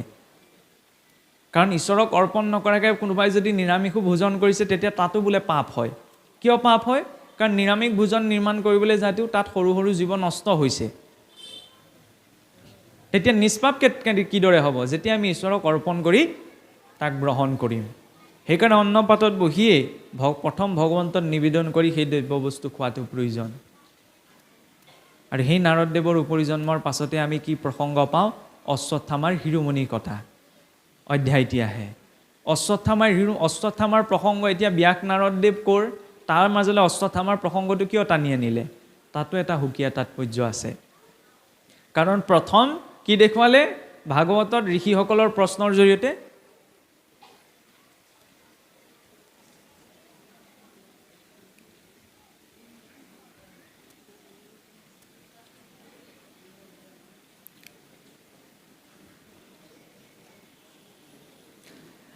ভগৱন্তই প্ৰথম আমাক কি দেখুৱালে? ভাগৱত মাৰ্গত সৎলোকৰ আশ্ৰয়লৈ আমি যাব লাগিব, যিদৰে শৌনকাদি ঋষিসকল সুতমুনিৰ আশ্ৰয়লৈ গৈছে। ইয়াৰ পাছত আমি সেই আশ্ৰয় গ্ৰহণ কৰিব লাগিব, যিদৰে ব্যাসদেৱে নাৰদদেৱৰ আশ্ৰয় গ্ৰহণ কৰিছে। আৰু সেই আশ্ৰয়ৰ আমাৰ প্ৰথমটো বস্তু হৈছে শৰণ। শৰণ মানে হৈছে আশ্ৰয়। প্ৰথম গুৰুমুখী হ'বই লাগিব, কাৰণ ভকতিৰ বীজ শৰণেহে নিজ প্ৰেমানন্দ তাৰ ফল, শৰণ বিনাই ভকতি কৰয় এৱা ঘটে যেন জল। আৰু শৰণ কাৰ ওচৰত ল'ব লাগিব? কাৰণ আজিকালি বহু লোক গুৰু হৈ বহি আছে। সকলো শিক্ষাগুৰু যিকোনো হ'ব পাৰে, দীক্ষাগুৰু আধ্যাত্মিক গুৰু কিন্তু সকলো হ'ব নোৱাৰে। তেওঁৰ এটা শাস্ত্ৰীয় গুৰু পৰম্পৰা থাকিব লাগিব, যিদৰে মহাপুৰুষৰ শাস্ত্ৰীয় গুৰু পৰম্পৰা। চাওকচোন, মহাপুৰুষে পোনপ্ৰথমতেই ভাগৱত পোৱা নাই নহয়। নাৰায়ণৰ পৰা মহাপুৰুষলৈকে এটা নিৰ্দিষ্ট গুৰু পৰম্পৰাত ভাগৱত আহিছে, নহয়নে? কাৰণ শুকদেৱে যে ৰজা পৰীক্ষিতক দিলে, শুকদেৱৰ পাছত সুতমুনি, সুতমুনিৰ পাছত শংকৰাচাৰ্য, তাৰ পৰা ভাস্কৰাচাৰ্য, নৃসিংহ, পৰমানন্দ, পুৰুষোত্তম ভট্টাচাৰ্য, ব্ৰহ্মানন্দ, শ্ৰীধৰ স্বামী, জগদীশ মিশ্ৰৰ জৰিয়তে আহি মহাপুৰুষে পাইছে। এনেদৰে এটা গুৰু পৰম্পৰাত আহিছে। ঠিক তেনেদৰে কোনোবা এজনে ঢেৰ কথা জানিলেও যেতিয়ালৈকে অথৰাইজ স্কুল এখনৰ পৰা পাছ হৈ আহে, চাৰ্টিফিকেটখনে কাম নিদিয়ে নহয়। ঠিক তেনেদৰে এই আধ্যাত্মিক মাৰ্গতো গুৰু পৰম্পৰা থকা এজন গুৰুৰ আশ্ৰয়হে গ্ৰহণ কৰিব লাগিব। আৰু তাৰ লগতে এইটো প্ৰয়োজন যে তেওঁ গুৰু পৰম্পৰাটো আছে সেইটোৱেই নহয়, তেওঁ শাস্ত্ৰীয় নীতি পৰম্পৰাৰ মাজত নিজৰ জীৱনটো যাপন কৰিব লাগিব। তেওঁ শাস্ত্ৰীয় গুৰু পৰম্পৰাত আছে, কিন্তু বোলে নীতি নিয়ম আচৰণ কৰা নাই, তেতিয়াহ'লে কিন্তু তেওঁ গুৰু কোৱাৰ যোগ্যতা নাথাকে। সেইকাৰণে প্ৰথম তেনেদৰে গুৰুজনৰ, তেনে এজন বৈষ্ণৱ গুৰুৰ আশ্ৰয় গ্ৰহণ কৰাটো প্ৰয়োজন। কাৰণ শৰণ নোলোৱাকৈ বুলিয়ে যদি ভক্তি আচৰণ কৰা যায়, তেতিয়া এৱা ঘটে যেন জল। নতুনকৈ বনোৱা মাটিৰ পাত্ৰটোত যিদৰে পানী ভৰাই দিলে অকণমান পাছতে শুকাই যায়, ঠিক তেনেদৰে ভক্তিও তেনেকুৱা হয়। সেইবাবে ব্যাসদেৱেও নাৰদদেৱত আশ্ৰয় গ্ৰহণ কৰিছে। কিন্তু সেই আশ্ৰয় গ্ৰহণ কৰিবলৈ যাওঁতে আমি নিজৰ জীৱনৰ পৰা জীৱনটোত থকা সামান্য 0.00 অহংকাৰো কিন্তু ত্যাগ কৰিব লাগিব। আৰু সেই অহংকাৰ ত্যাগৰ প্ৰতীকক বুজাবলৈ অশ্বত্থামাৰ শিৰোমণিকতা প্ৰসংগটো আহিছে। অশ্বত্থামা কোন আছিল? গুৰু দ্ৰোণাচাৰ্যৰ পুত্ৰ। ভাবিলে কি? কৌৰৱৰ পক্ষ হৈ যুদ্ধ লাগিছিল। মই যদি বোলে পাণ্ডৱৰ সবংশে নষ্ট কৰি পেলাওঁ, তেতিয়াহ'লে বোলে দুৰ্যোধনে মোক ঢেৰ মান সন্মান দি প্ৰশংসা কৰিব। আৰু সেই বুলি ভাবি যেতিয়া মানে মানুহৰ মগজত সন্মান প্ৰাপ্তিৰ ভূতটো ওপৰত উঠিব, তেতিয়া সেই মানুহে ভাল বেয়া বিচাৰ কৰাৰ ক্ষমতাটো হেৰুৱাই পেলায়, যিটোৱে অশ্বত্থামাৰ হৈছিল। অশ্বত্থামাই ভাবিছিল কি? মই যদি পাণ্ডৱৰ সবংশ নষ্ট কৰি পেলাওঁ, তেতিয়া দুৰ্যোধনে মোক ঢেৰ মান সন্মান, ৰাজ্য ভাৰ দি সন্মান কৰিব। এই লোভটো ইমান মূৰত উঠি গৈছিল যে সেই দ্ৰৌপদীৰ শুই থকা 5টি সন্তানক শিৰচ্ছেদ কৰিবলৈও অশ্বত্থামাই কুণ্ঠাবোধ নকৰিলে। আৰু যেতিয়া সেই অশ্বত্থামাই দ্ৰৌপদীৰ শুই থকা 5টি সন্তানক শিৰচ্ছেদ কৰিলে, তেতিয়া অৰ্জুনে ধৰি বান্ধি আনি পেলাই দ্ৰৌপদীৰ চৰণত পেলাই দিলেহি, নহয়নে? সেইখিনি সময়ত আকৌ আই দ্ৰৌপদী কি আচৰণ কৰিলে, সেইটো আমাৰ বাবে আটাইতকৈ অনুকৰণীয়। মৃতক পুত্ৰক স্মৰিয়া কান্দন্তে আচন্ত দ্ৰৌপদ জীউ গৌতমী পুত্ৰৰ অৱস্থা দেখিয়া অন্তৰীক্ষ ভৈলা জীউ হাহাকাৰ কৰি গুৰুৰ পুত্ৰৰ প্ৰণামিলা পাৱচুই মেলা মেলা বান্ধ ইহান দুখেহে অধিকে উধাই জুই মই যেন মৰু পুৰী পুত্ৰ শোকে অগণি হিয়া দহয় ইহানয় অৱস্থা দেখি সেহি মতে গৌতমীতে জীৱে জীৱ। যে যেতিয়া সেই পুত্ৰ হত্যা কৰা অশ্বত্থামাক অৰ্জুনে ধৰি বান্ধি আনি দ্ৰৌপদীৰ সন্মুখত পেলাই দিছেহি যে তুমি ইয়াক উচিত শাস্তি দিয়া, যে তোমাৰ শুই থকা 5টি শিশুক এই দুষ্ট ব্ৰাহ্মণৰ মৰ্যাদাটো অশ্বত্থামাই সেইখিনিতে হেৰুৱাইছে, যে এই দুষ্ট অশ্বত্থামাই হত্যা কৰিলে। আৰু সেইখিনি সময়ত দ্ৰৌপদীয়ে কি কৈছে?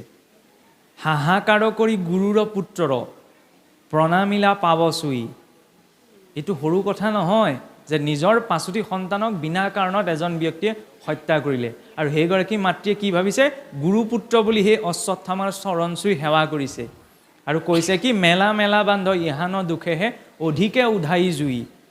যে এওঁক এই বন্ধনৰ পৰা মুক্ত কৰি দিয়া, এওঁৰ দুখ দেখি মোৰ বেছিহে দুখ লাগিছে। বোলে কিয়? মই যেন মোৰ পুৰীপুত্ৰ শোকে, আজি মই 5টি সন্তানক হেৰুৱাই যিদৰে মই আজি পুত্ৰ শোকত দগ্ধ হৈছোঁ, ইহান অৱস্থা দেখি সেহি মতে। এওঁৰ অৱস্থা দেখিও সেই দ্ৰোণাচাৰ্যৰ পত্নী গৌতমীয়ে জীয়াই থাকোঁতেই শৰীৰ এৰা নিচিনা অৱস্থা হ'ব। এগৰাকী মাতৃয়ে আন এগৰাকী মাতৃৰ ইমান ভাৱ বুজি পাইছে। গতিকে ভক্তি মাৰ্গত আগবাঢ়িবলৈ হ'লে কেনেকুৱা পৰ্যায়ৰ ভাৱ লৈ আমি আগবাঢ়িব লাগিব? আমাৰ জানো সচৰাচৰ তেনেকুৱা দেখা যায়? নাযায়। কিন্তু ভক্তি মাৰ্গত আহিবলৈ হ'লে আমাৰ সেইটো ভাৱ লাগিবই।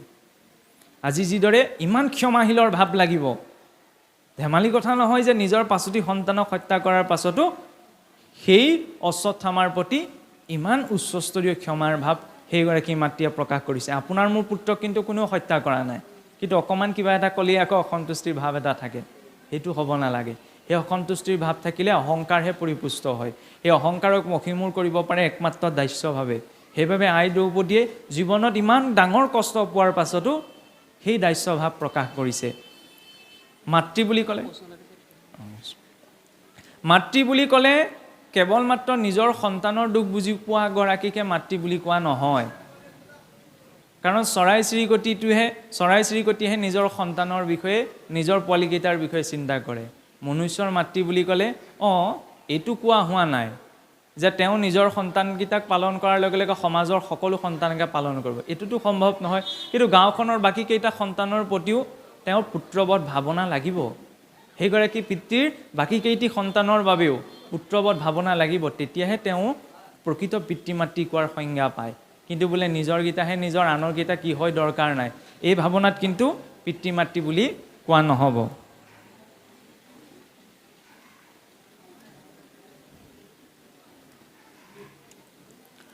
আৰু যেতিয়া আই দ্ৰৌপদীয়ে সেই অশ্বত্থামাক ক্ষমা কৰি দিছে, তেতিয়া ভগৱন্তয়ো তেওঁৰ হাতত প্ৰণাম অৰ্পণ কৰি প্ৰশংসা কৰিছে যে হে দ্ৰৌপদী, তুমি ধন্য। যিজনা জগতৰ ঈশ্বৰক সকলোৱে প্ৰণাম কৰে, সেইজনে জগতৰ ঈশ্বৰে এগৰাকী মাতৃক প্ৰণাম কৰিছে। কিয়? কাৰণ আপুনি মই যিটো সংস্কৃতিত ডাঙৰ দীঘল হৈছোঁ, এইটো পিতৃপ্ৰধান সংস্কৃতি নহয়, এইটো মাতৃপ্ৰধান সংস্কৃতি। চৰকাৰী ফৰ্মখনতহে ফাদাৰ নেমটো প্ৰথমতে আহে। ভগৱন্তক আমি কওঁতে কি বুলি কওঁ? লক্ষ্মীনাৰায়ণ বুলি কওঁ, নহয়নে? বা গৌৰী শংকৰ, ৰাধা কৃষ্ণ কিয় কওঁ? আৰু চাবচোন মেইন গোটেই ডিপাৰ্টমেণ্টকেইটা ভগৱন্ত এই স্ত্ৰীসকলকে বা আইসকলকেই দি থৈছে। গোটেই ইউনিভাৰ্চৰ ফাইনেন্স ডিপাৰ্টমেণ্টটো, মানে অৰ্থনীতিৰ ব্যৱস্থাটো, ধন ঐশ্বৰ্যৰ বিষয়টো কাক দি থৈছে? দেৱী লক্ষ্মীক। বিদ্যাৰ জ্ঞানৰ সমস্ত দায়িত্বটো কাক দি থৈছে? দেৱী সৰস্বতীক। আৰু শক্তি দেৱী দুৰ্গাক। কিন্তু কিদৰে? নিৰ্দিষ্ট মৰ্যাদাত থাকি। এইটো নহয় যে মহিলাসকলৰ বাবেহে সমাজত ঢেৰ নীতি নিয়ম আছে। মহিলা বুলি ক'লে আচলতে ভুল হ'ব। স্ত্ৰী পুৰুষ আনকি স্থাৱৰ জংগম সকলো জীৱৰ বাবে নিৰ্দিষ্ট কিছুমান মৰ্যাদা আছে। সেই মৰ্যাদাত থাকি আমি জীৱনৰ সকলো কৰ্ম পৰিচালনা কৰিব লাগিব। এই সকলোৰে সমান আছে যেতিয়া সকলোৱে সকলো কৰ্ম কৰিবলৈ আগবাঢ়ি যাব, এইটো নহয়। কাৰণ পুৰুষৰ কৰ্মখিনি স্ত্ৰীগৰাকীয়ে কৰিব নোৱাৰে, স্ত্ৰীগৰাকীৰ কৰ্মখিনি পুৰুষে কৰিব নোৱাৰে। সেইকাৰণে নিজৰ নিজৰ কৰ্ম মৰ্যাদাত থাকি আমি জীৱনটো পালন কৰিব লাগিব। আৰু গতিকে মাতৃগৰাকীয়ে নিজৰ জীৱনটো এনেকুৱাকৈ পালন কৰাৰ আদৰ্শ দেখুৱাইছে যে ভগৱন্তও তেওঁৰ ভাৱৰ আগত ভগৱন্তই প্ৰণাম কৰিবলৈ আজি বাধ্য হৈছে। গতিকে ভাগৱতৰ মাৰ্গত কি লাগিব? প্ৰথম আশ্ৰয়ৰ পাছতে সমস্তৰ প্ৰতি ক্ষমাৰ ইমান এটা উচ্চস্তৰীয় ভূষণ আপুনি মই লগত লৈ যাব লাগিব। কিন্তু তাৰ বিপৰীতে অশ্বত্থামাৰ জৰিয়তে যদি মান সন্মান প্ৰাপ্তিৰ অহংকাৰ মূৰত তুলি ল'বলৈ হয়, তেতিয়া অশ্বত্থামাৰ বাবে অমৰত্বই অভিশাপ হৈ পৰিছিল। অমৰত্ব মানে কি? কাহানিও মৰিব নালাগে। ভগৱন্তই অমৰত্বকে অশ্বত্থামাৰ বাবে অভিশাপ দিছিল যে তুমি মৰিব বিচাৰিবা, কিন্তু তুমি মৃত্যুক পাব নোৱাৰা, তুমি 4 যুগৰ বাবে জীয়াই থাকিব লাগিব। তেতিয়াহ'লে সেইটো বোলে কেনেকৈ অভিশাপ হ'ল? সদায় জীয়াই থাকিব বোলে ভালহে বোলে, কিন্তু সেইটোত বহুত ডাঙৰ অভিশাপ। কিয় অভিশাপ? আপুনি মই নিৰ্দিষ্ট সময়ত জন্মগ্ৰহণ কৰিছোঁ, নিৰ্দিষ্ট সময়ত জীৱন পালন কৰিছোঁ, নিৰ্দিষ্ট সময়ত গুচি যাম, সিমান সমস্যা নাই। কিন্তু ভাবি চাওক, আজি আপুনি মই যিটো অৱস্থাত আছোঁ, এইটো অৱস্থাতেই যদি বহু যুগৰ বাবে থাকিবলগীয়া হয়, তেতিয়াহ'লে বোলে ভাল হ'ব জানো? সেইকাৰণে মৃত্যুটো চাবলৈ গ'লে এক প্ৰকাৰৰ বৰদানী, অমৰত্বহে অভিশাপ। কাৰণ অমৰত্বত থাকিবলৈ হ'লে কোনোবা এজন অমৰ হ'বলৈ এই সংসাৰখনতে ভুগি থাকিব লাগিব। কিন্তু আমি অন্ততঃ সংসাৰখন পাৰ কৰি যোৱাৰ সুযোগ অকণমান পাওঁ। সেই মৃত্যুটোক বুজাবলৈকে ভাগৱত মান সন্মান অভীষ্ট সিদ্ধিৰ গ্ৰন্থ নহয়। ভাগৱতে আমাক কি দেখুৱাইছে? ৰজা পৰীক্ষিত মৰিবলৈহে গৈছে, ৰাজ্য জয় কৰিবলৈ, স্বৰ্গ জয় কৰিবলৈ যোৱা নাই নহয়। গতিকে সেই মৃত্যুটোক কিদৰে আমি জীৱনত আঁকোৱালি ল'ম, সেই বিষয়ে আমাক দিক নিৰ্দেশনাই ভাগৱতে প্ৰদান কৰে। এতিয়া সেই অশ্বত্থামাৰ শিৰোমণি কটাৰ প্ৰসংগৰ পাছতে কি প্ৰসংগ আহে? দেৱী কুন্তীৰ স্তুতি, ভগৱন্ত কৃষ্ণৰ দ্বাৰকালৈ পুনৰাগমন। ভগৱন্ত মহাভাৰতৰ যুদ্ধৰ পিছত যেতিয়া ভগৱন্ত নিজ নগৰলৈ উভতিবলৈ লৈছে, সেইখিনি সময়ত চাওক আই কুন্তীয়ে ভগৱন্তক কি প্ৰকাশ কৰিছে, সেইটো আমাৰ বাবে আটাইতকৈ অনুকৰণীয়। যে হেহি হেহি আপদ মোহৰ ভীমত, তোমাক চিন্তিবে পাওঁ যিটো বিপদত। প্ৰভু তুমি আজি যোৱাগৈ, কিন্তু তুমি মোক এটা বস্তু দি থৈ যোৱা, যে জীৱনত মোক যিমান পাৰা সিমান বিপদ দি থৈ যোৱা। বিপদ বিচাৰিছে, আমি আকৌ বিপদৰ পৰা উদ্ধাৰ হ'বলৈহে বিচাৰোঁ। ভক্তজনৰ ভাৱ তেনেধৰণৰ। কাৰণ কিয় কৈছে যে প্ৰভু বিপদত থাকিলে মই তোমাক মনত পেলাই থাকিম, আৰু যিমানে মই তোমাক মনত পেলাই থাকিম তুমি সিমানে মোৰ ওচৰত থাকিবা। কিন্তু সুখত থাকিলে মই তোমাক পাহৰি থাকিম। নহ'লে কি হয়, ল'ৰা ছোৱালী ইমান কষ্ট কৰি পেলাই মেট্ৰিক পাছ কৰিলে, হায়াৰ ছেকেণ্ডেৰী পাছ কৰিলে, বুজিছেনে বোলে ৰাতি টোপনি ক্ষতি কৰি ওচৰত বহি যেনে তেনে টিউশ্যন দিয়া, ইমান টকা খৰচ হ'ল পাছ কৰিলে, গোটেই হেৰিকণ মই নিজেই লওঁ, নহয়নে? ইমান ধুনীয়া ঘৰতে, মোৰেই ঘৰ বুজিছানে, বৰ কষ্ট কৰি তুলি তুলি ডাঙৰ দীঘল কৰিছোঁ, কেনেবাকৈ কিবা এটা অঘটন ঘটকচোন, দৈৱে কৰিলে এতিয়া মই কি কৰিম কোৱাচোন? ভালটো হ'লে মোৰ, বেয়াটো হ'লে ভগৱানৰ। সেইটো নহয়। প্ৰকৃত ভক্তজনে কি ভাবে? এতিয়া পাঠেও অলপ আগত এটা শাৰীত কথা কৈ গ'ল যে যিসকল জ্ঞান মাৰ্গত আছে তেওঁলোকে ভাবে যে এই জ্ঞান, আমি জীৱনত সুখ দুখবিলাক দৈৱবশতঃ পাওঁ। যিসকল কৰ্ম মাৰ্গত থাকে তেওঁবিলাকে ভাবে যে গ্ৰহাদি দুখৰ প্ৰভাৱত এইবিলাক আমি জীৱনত সুখ দুখবিলাক পাওঁ। কিন্তু ভক্তজনে কি বুলি ভাবে? মান অপমান মিলে ঈশ্বৰ ইচ্ছায়, বিচাৰত সুখ দুখ দাতায়াননায়। ভক্তজনে কেৱল প্ৰসাদকণ পোৱাটোকে ঈশ্বৰৰ প্ৰসাদ বুলি নাভাবে। জীৱনত সুখ দুখ যি পাইছে সকলো ঈশ্বৰৰ ইচ্ছা বুলি তেওঁ গ্ৰহণ কৰিব পাৰে। সেইকাৰণে ভক্তজনে এটা সাধাৰণ কথাত বিশ্বাস কৰি নিজৰ জীৱনটো পৰিচালনা কৰে। কি? যদি ইচ্ছা কৰি পোৱা গৈছে সেয়া ভগৱন্তৰ কৃপা, যদি ইচ্ছা কৰি পোৱা নহৈছে তেতিয়া সেয়া ভগৱন্তৰ ইচ্ছা। তেওঁ জোৰ কৰি ভগৱন্তক বিচাৰিবলৈ নাযায়, তেওঁ তেনেদৰেই তৃপ্ত হৈ নিজৰ জীৱনটো পালন কৰে। তাৰ অৰ্থ এইটো কোৱা হোৱা নাই যে জীৱনত যদি কিবা এটা বিফলতা পাইছোঁ সেই বিফলতাটোক অতিক্ৰম কৰিবলৈ কি আমি চেষ্টা নকৰিম? চেষ্টা লাগিব, কিন্তু প্ৰয়োজনীয় বস্তুটো আহৰণ কৰিবলৈ যাওঁতে আমি যাতে অধৰ্ম মাৰ্গেৰে নাযাওঁ, আসক্তিপূৰ্ণ হৈ যাতে সেই বস্তুটোক আহৰণ কৰিবলৈ নাযাওঁ। এই কাৰ কি হয়, ধৰ্ম হয় অধৰ্ম হয় দৰকাৰ নাই, মুঠতে মোক লাগে, এই সিদ্ধান্তটো লৈ যাতে আমি জীৱনত আগ নাবাঢ়োঁ। সেইবাবে নিৰ্দিষ্ট এই মৰ্যাদাটোৰ ভিতৰত চিন্তা চৰ্চা কৰি সকলো কৰ্ম কৰি যোৱাটো প্ৰয়োজন। কুন্তীৰ স্তুতিৰ পাছত যদি আমি চাওঁ কি প্ৰসংগ আহিছে? ভীষ্মৰ মুখ্য উৎসৱ। পিতামহ ভীষ্মই কিদৰে মোক্ষ প্ৰাপ্ত কৰিছিল। এতিয়া চাওক, আপোনাৰ মোৰ শৰীৰত যদি কাণ এডাল লাগিবলৈ হয়, তেতিয়াহ'লে সেই মুহূৰ্ততে মৰি থাকোঁ লাগিবনে? ভীষ্মইতো ইচ্ছা মৃত্যুৰ বৰ পাই থৈছিল যে যেতিয়া ইচ্ছা কৰে তেওঁ শৰীৰ এৰিব পাৰে। তেতিয়া শ শ কাঁড়ে বিন্ধি থকাৰ পাছতো তেওঁ কালৈ অপেক্ষা কৰি আছিল? আমি পোনপ্ৰথমতেই ভাবিও যে ভগৱন্ত ইতিমধ্যে অহা নাছিলে কাৰণে ভীষ্ম ৰৈ আছিল, হয়, কিন্তু তাৰ লগতে আৰু অকণমান প্ৰসংগ জড়িত হৈ আছে। ভীষ্ম হৰসজ্ঞা পৰিছিল দক্ষিণায়ন কালত। এতিয়া চাবচোন, আগতে কি হৈছিল, এই আমাৰ নিজৰ ঘৰবিলাকতে ককা আইতাক মাক দেউতাকে ল'ৰা ছোৱালীক বোলে মাহেকত পক্ষ কেইটা, বছৰেকত অয়ন কেইটা, তিথি কেইটা, এইবিলাক কথা শিকাইছিল। আজিকালি শিকাই জানো? নিশিকায়, হয়নে? শিকাবলৈ সময় নাই। এইবিলাক কথা শিকাৰ বুজাৰ কিয় প্ৰয়োজন আছে? আমি ভাবি থাকোঁ যে আজি আধুনিক যুগে আমাক ধ্বংসলৈ লৈছে। আধুনিক যুগে ধ্বংসলৈ নিয়া নাই, আমি নিজেই নিজৰ ধ্বংসলৈ লৈ গৈ আছোঁ। নিজৰ গৃহখনত নিজৰ সমাজ সংস্কৃতিৰ যিবিলাক বিষয় সেইবিলাক চৰ্চা আমি হাঁফনি মাৰি দিলোঁ। কেনেদৰে মাৰিলোঁ চাবচোন। আগতে সন্ধ্যা লাগিল মাত্ৰ প্ৰতিঘৰ গৃহত অন্ততঃ প্ৰাৰ্থনা এফাকি গোৱা শুনা গৈছিল। আজিকালি কিন্তু প্ৰতিঘৰ গৃহত সেইটো ব্যৱস্থা নাই। তাৰপিছত তেওঁ লাগিলে 12খন শৰাই দিয়কহি, কিবা লাভ আছে জানো? নাই। যিখন ঘৰত ঈশ্বৰক চিন্তা কৰিবলৈ চুক এটাই নাই, সংসাৰ আটাইতকৈ অকৃতজ্ঞ লোক হৈছে তেওঁ। অসুৰ সেইজনহে। কিবা বেয়া কাম এটা কৰাজন অসুৰ নহ'ব পাৰে, কাৰণ কম ডাঙৰ কথা নে? যিজনা ঈশ্বৰে আপোনাক মোক ইমান এটা সুন্দৰ শৰীৰ দিছে, ইমান এখন সুন্দৰ সৃষ্টি দিছে, জীয়াই থাকিবলৈ জীৱনৰ প্ৰতিটো ছেকেণ্ড, প্ৰতিটো সময় দিছে, সেইজনক চিন্তা কৰিবলৈ দিনটোত যদি মই 1 মিনিট সময় এটা উলিয়াব পৰা নাই, এতিয়া মোতকৈ আৰু অকৃতজ্ঞ মানুহ কোন আছে? সেইকাৰণে আগতে তিথি বাৰ নক্ষত্ৰ এইবিলাক চিনি পাইছিল। আজিকালি বহুতো জ্যেষ্ঠ এতিয়া বছৰেকত অয়ন কেইটা বুলি ক'লে কিন্তু ক'ব নোৱাৰে। পৰিতাপৰ বিষয়। অয়ন কেইটা বাৰু আপোনালোকে জানেনে? কওকচোন। উত্তৰায়ণ। সেয়া আইতাসকলৰ সেইখিনি চৰ্চা সেইকাৰণে ঘপককৈ কৈ দিব পাৰিছে, কিন্তু আমাৰ চৰ্চা নাই। আমি ঘপককৈ ক'ব নোৱাৰোঁ। কিয়? সেইখিনি আমি বাদ দি দিলোঁ। কাৰণ উত্তৰায়ণ দক্ষিণায়ন কিয়?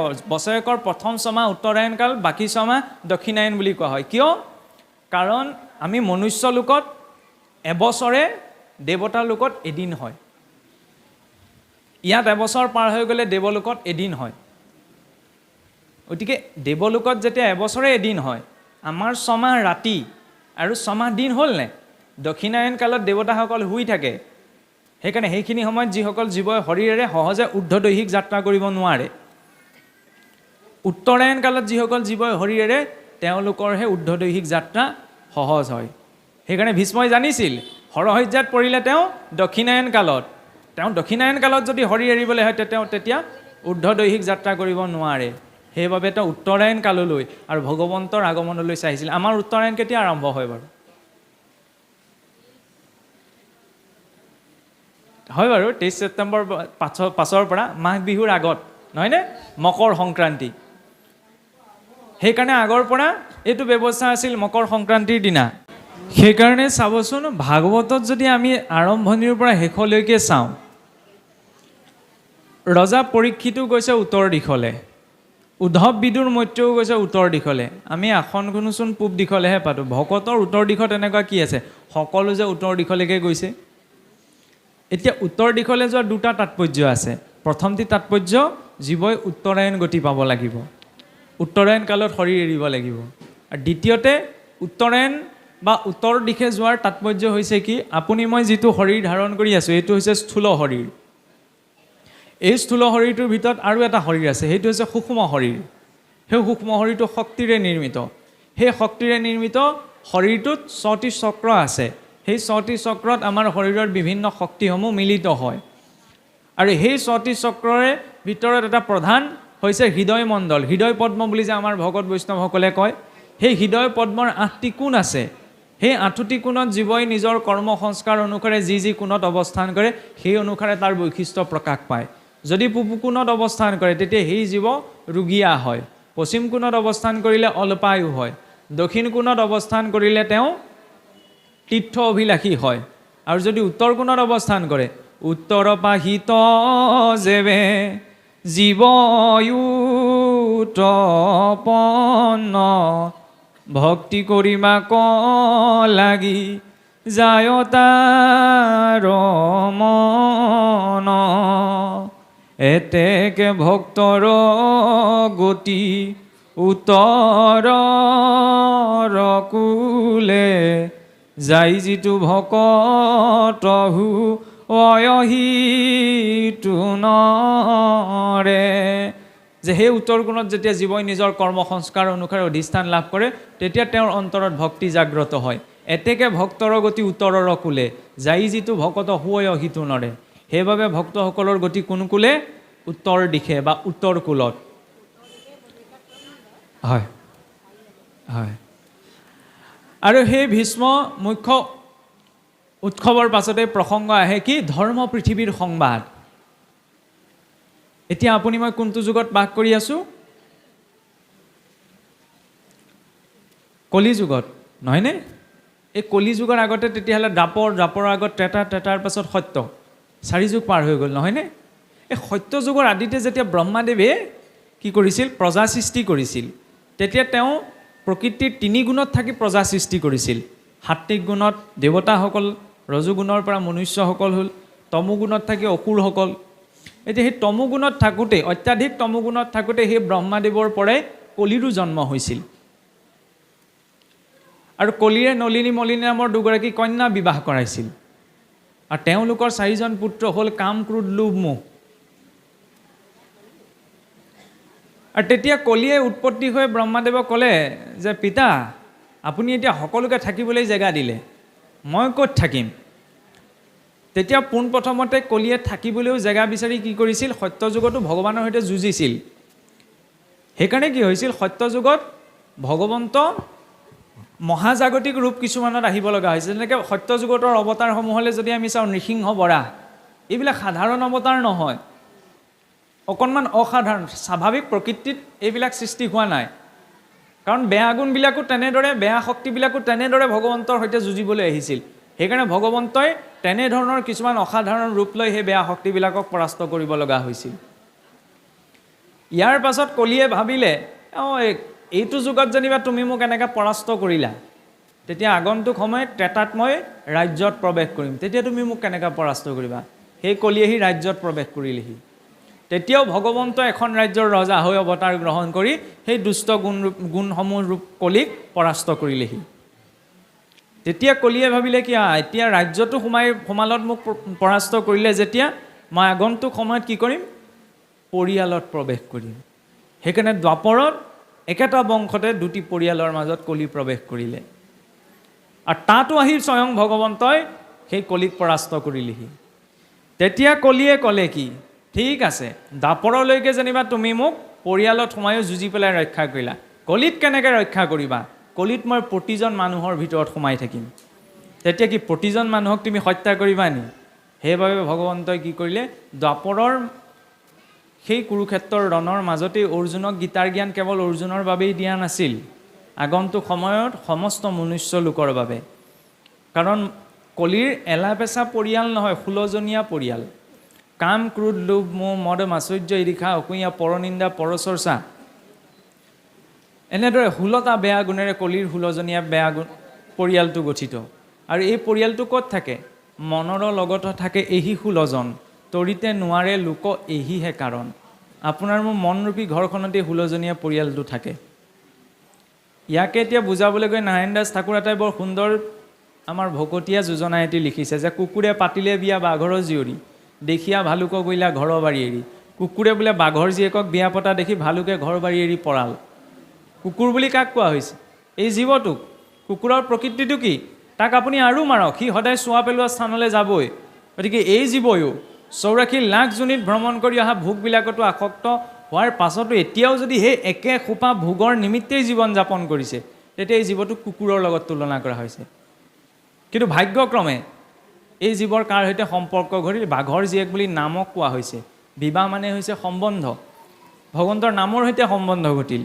আৰু যেই নামৰ সৈতে সম্বন্ধ ঘটিল, সেই কাম, ক্ৰোধ, লোভ, মোৰভি ভালুক পলাই আঁতৰিল। কিন্তু ই পলাই যায়হে যায়, আকৌ চুক পিটি ৰৈ থাকে সুযোগ পালেই সোমাবলৈ।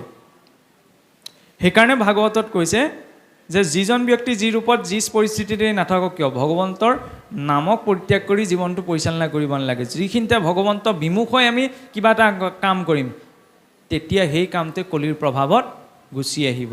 ভগৱন্তক সন্মুখত লৈ যদি কৰোঁ, তেতিয়া সন্মুখত আৰু লাভ থাকক, কেতিয়াও মই অধৰ্মটো কৰিব নোৱাৰোঁ।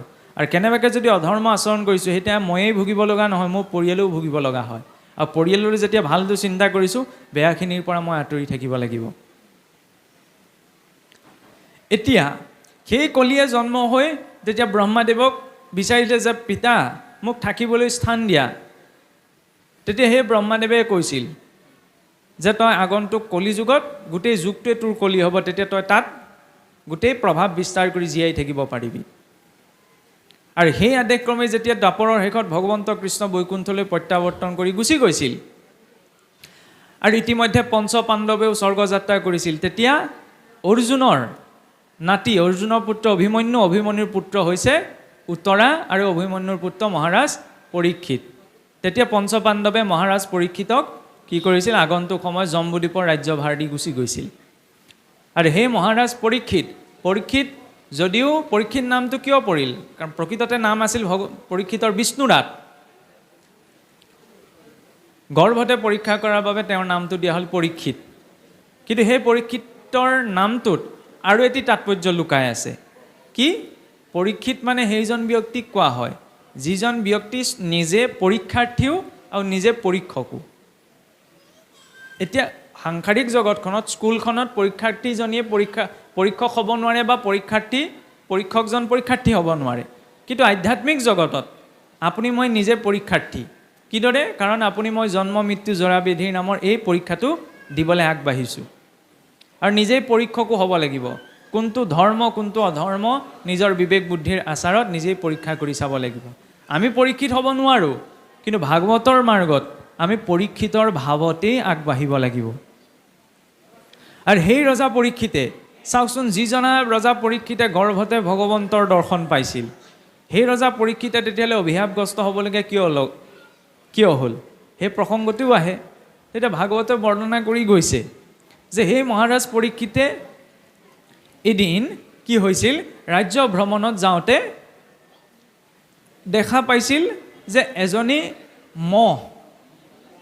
মহৰ কি হৈছিল, তিনিওটা ঠেং ভাগি গৈছে, এটা ঠেং বাকী আছে। আৰু ওচৰতে এজনী গাই গৰুৱে কান্দি বহি আছে, আৰু এজন কৃষ্ণবৰ্ণ অৰ্থাৎ কোলা ব্যক্তি এজনে হাতত এডাল প্ৰকাণ্ড দণ্ড লৈ সেই গাইজনী আৰু সেই মহৰ ওপৰত প্ৰহাৰ কৰি আছে। তেতিয়া মহাৰাজ পৰীক্ষিতে লৰালৰিকৈ ওচৰ চাপি গৈ পেলাই ক'লে যে মই হেন ৰজা থাকোঁতে মোৰ ৰাজ্যত এই নিকিন জীৱতেইটাৰ ওপৰত অত্যাচাৰ কৰিবলৈ তই কোন? তেতিয়াৰ মহাৰাজ পৰীক্ষিতে পৰিচয় পালে যে সেই ব্যক্তিজনেই আছিল কলি। আৰু মহ ৰূপত যিজন আছিল সেয়াই হৈছে ধৰ্মৰ 4 চৰণ, সত্য শৌচ দয়া ক্ষমা। কলিয়ে 3 যুগত ধৰ্মৰ এই 3 চৰণ ভাঙি পেলালে। একপাদে ধৰ্ম মাত্ৰ আছিল পৰ্বতাই। মাত্ৰ এটি ভৰিত ধৰ্মৱৰ্তী আছে কলিযুগত, কি? সত্যত। কিন্তু কলিযুগ আগবাঢ়ি যোৱাৰ লগে লগে অন্তিম সময়ত বোলে সেই পাদো কলিয়ে নষ্ট কৰি পেলাব। আৰু সেইফালে গাইজনীৰ ৰূপত স্বয়ং বসুমতী মাতৃয়ে দুখ প্ৰকাশ কৰি আছিল যে ভগৱন্তই গুচি যোৱাৰ পিছত এতিয়া কলিযুগ অহাৰ লগে লগে এই কলিৰ উৎপাতত মই বহুত কষ্টত আছোঁ। আৰু তেতিয়া সেই কলি আৰু মহাৰাজ পৰীক্ষিতৰ সৈতে এখন তুমুল যুদ্ধ লাগিল। আৰু সেই যুদ্ধ লাগোতে কি হ'ল, মহাৰাজ পৰীক্ষিতৰ হাতত কলি পৰাস্ত হ'ল। কলি পৰাস্ত হৈ পেলাই চাবচোন, দুষ্ট প্ৰকৃতিৰ লোকসকলে যেতিয়া গম পায় যে আৰু বেছিদিন নিটিকিব, তেতিয়া মনত কপটতাটো থাকে, কিন্তু নিজে অকণমান সৰু হৈ দিয়ে। কলিয়ে সেই কপটতা মহাৰাজ পৰীক্ষিতৰ আগত প্ৰকাশ কৰিলে যে মহাৰাজ, সসাগৰা পৃথিৱীটো মাৰহ বেৰাজ, নাই একো ভূমি মূৰ প্ৰভুতাত বাজ, সাগৰত থাকে যেন নানা ৰত্ন ছয়, এবে কি শামুকে তাত নকৰে আশ্ৰয়, কোন গ্ৰাম নগৰত অন্তে জাতি নাই চাণ্ডালতো ধিক ভৈলো নেদামো কথাই শৰণাগতক ত্যাগ নকৰি বাপ এহি বুলি কান্দে কলি কৰিয়া বিলাপ। যেতিয়া মহাৰাজ পৰীক্ষিতৰ হাতত কলি পৰাস্ত হ'ল তেতিয়া কলিয়ে পৰীক্ষিতৰ চৰণত ধৰি বিলাপ কৰিবলৈ ধৰিলে যে শশাগৰা পৃথিৱী তোমাৰো হবে ৰাজ, যে হে মহাৰাজ এই গোটেই শশাগৰা পৃথিৱীচোন ৰজা একমাত্ৰ সম্ৰাট তুমিয়েই, নাই একো ভূমি মূৰ তাত প্ৰভু তাত বাজ, এই গোটেই পৃথিৱীখনত কি মোৰ কাৰণে অকণমান জেগাও নাই নি? সাগৰত থাকে যেন ৰাণা ৰত্নচয়, তেবে কি শামুকে তাত নকৰে প্ৰবাস। সাগৰত যদিও বিভিন্ন ধৰণৰ মণিমুকুতা থাকে, যিদৰে সাগৰত বিভিন্ন ধৰণৰ মণিমুকুতা থকাৰ পাছতো তাত শামুকোতো থাকে, কোন গ্ৰাম নগৰত অন্তেজ জাতি নাই, কোনখন গাঁও কোনখন নগৰত মহা অধমনৰ নাই। চাণ্ডালতো ধিক ভৈলো নেদামো কথাই, মই কি সেই মহাপাপীসকলতকৈ অতি পাপী হ'লোনে যে তুমি মোক অকণমান থাকিবলৈ জেগা নিদিবা? শৰণাগতক ত্যাগ নকৰিও বাপ, মই তোমাৰ আশ্ৰয় হৈছোঁ, তুমি মোক ত্যাগ নকৰিবা, থাকিবলৈ অকণমান স্থান দিয়া। এহি বুলি কান্দে কলি কৰিয়া বিলাপ, এই বুলি কলিয়ে বিলাপ কৰিবলৈ ধৰিলে। তেতিয়া চাবচোন সজ্জনৰ প্ৰধান লক্ষণটো হৈছে কি তেওঁ আৰু বাৰে শত্ৰু হওক, তেওঁ যদি কিবা কষ্টত থাকে তেতিয়া তেওঁৰ প্ৰতি দয়া উপজে। মহাৰাজ পৰীক্ষিতৰ সন্মুখত কলিয়ে যেতিয়া অনুনয় বিনয় কৰিবলৈ তেতিয়া কলিৰ ওপৰত দয়া উপজিল, আৰু তেতিয়া মহাৰাজ পৰীক্ষিতে কি কৰিলে সেই কলিক থাকিবলৈ স্থান দিলে। কিন্তু সকলোতে নহয়, কেইটামান স্থান নিৰ্দিষ্টকৈ দিলে। সেই স্থানকেইটা কি কি? নৃপতি বুলন্ত কলি তোক দিলো স্থান, জৈত খেলে যোৱা পাশা কৰৈ মদ্যপান, স্ত্ৰী পঞ্চশুনা গৃহস্থৰ থাকে জৈত, এহি চাৰি স্থান দিলো বংশ গয়াতৈত। যে ঠিক আছে মই তোমাক থাকিবলৈ স্থান দিম, কিন্তু কেইটামান নিৰ্দিষ্ট স্থান। কি কি স্থান? যোৱা পাশা খেলা স্থান, মদ্যপান কৰা স্থান, নহ'লে আকৌ কেতিয়াবা দেখাও যায় নহয় নামতিজন আপোনাৰ নেখাই নবৈ পেলাই নামষাৰ গাবলৈ আহে, কোনোবা এজন আকৌ বোলে ভাওনা কৰিবলৈ গৈছে, কোনোবা এজন আকৌ বোলে কোনোবাখিনিত ভাগৱত পাঠ কৰিবলৈ গৈছে, বোলে এটুপি ধৰিহে গৈছে। সেইখিনিতে জানিব লাগে যে মদ্যপান কৰি যিটো হৰিগৃহ পখে 21 পুৰুষত আৰু নৰকত পৰে। কৰে সদা নাৰী সংগ আৰু মদ্যপান, ই খবৰ নাই জানা শাস্ত্ৰৰ বিধান,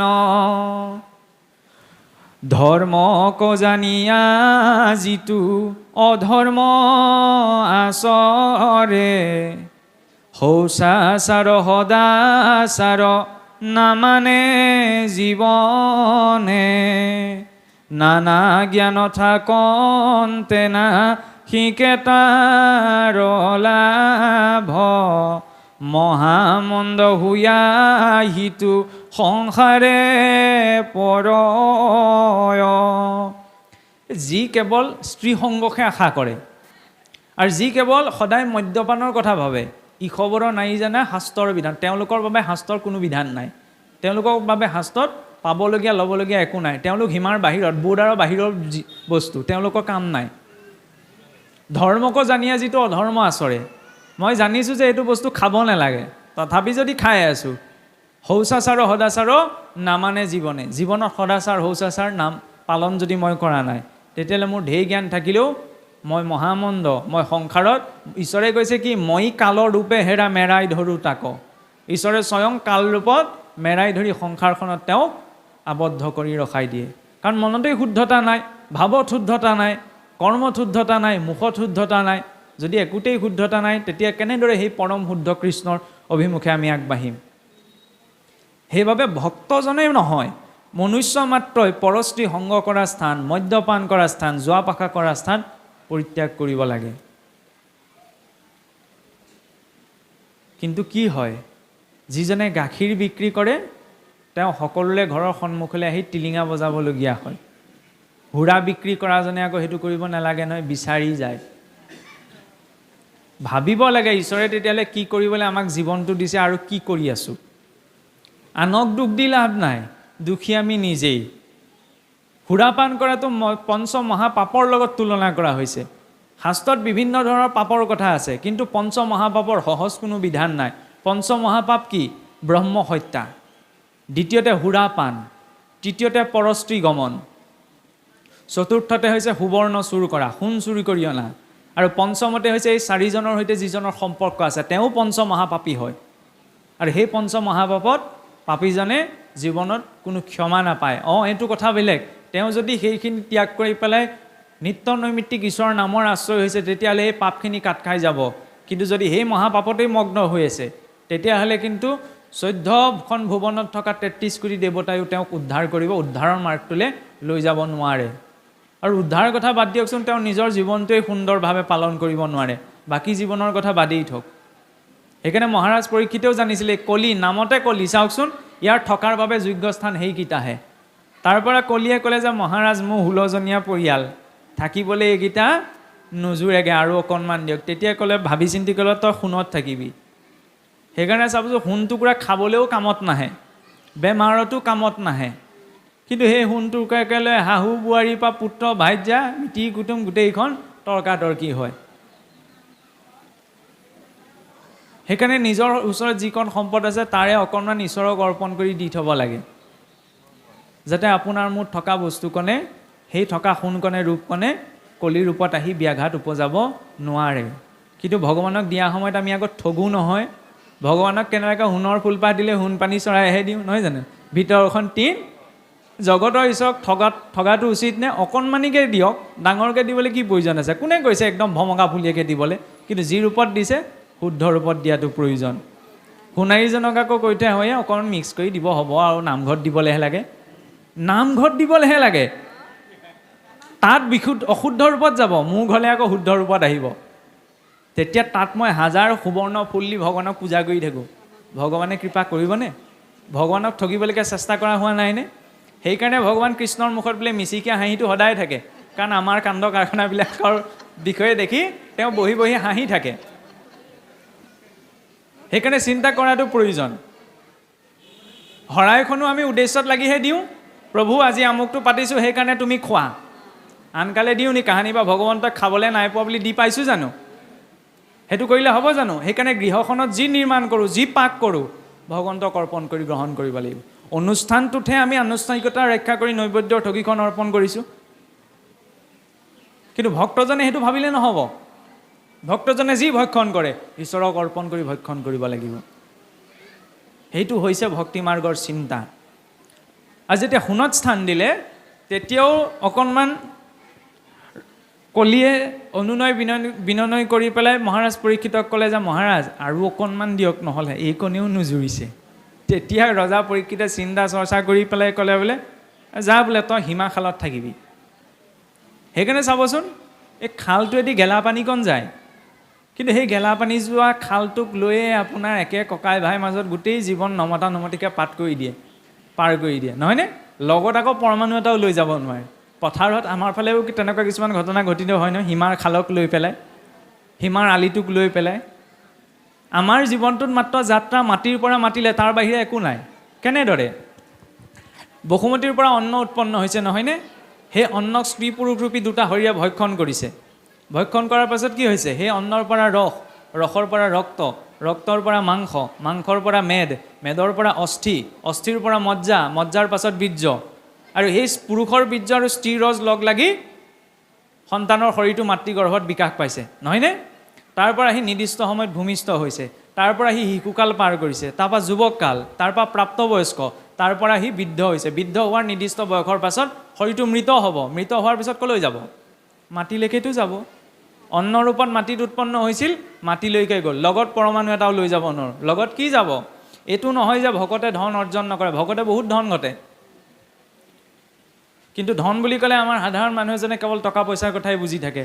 টকা পইচাই নহয়, পৰকালৰ বিত্ত বুলিও এটা বস্তু আছে। পৰকালৰ বৃত্ত হৈছে ভগৱন্তৰ নাম। সেইটো যাত্ৰাত পৰকালৰ বৃত্তই কাম দিব। এই জীৱনটো ধুনীয়াকৈ পাৰ কৰি নিয়া ধৰ্মত থাকি আৰু তাৰ জৰিয়তে এই কৰ্মখিনি আচৰণ কৰোঁতে ভগৱানৰ নাম লৈ যদি আমি সেইখিনি কৰ্ম আচৰণ কৰোঁ, তেতিয়া সেই পৰকালৰ বৃত্ত সঞ্চিত হ'ব আগন্তুক জীৱনটোৰ বাবে। সেয়া লাগে। সেইকাৰণে মহাৰাজ পৰীক্ষিতে বহুত ভাবি চিন্তি কলিক এইকেইটা স্থান দি থৈ গ'ল। গতিকে ভক্তজনে সদায় এই তিনিটা স্থান পৰিহাৰ কৰি নিজৰ জীৱনত চলিব লাগে।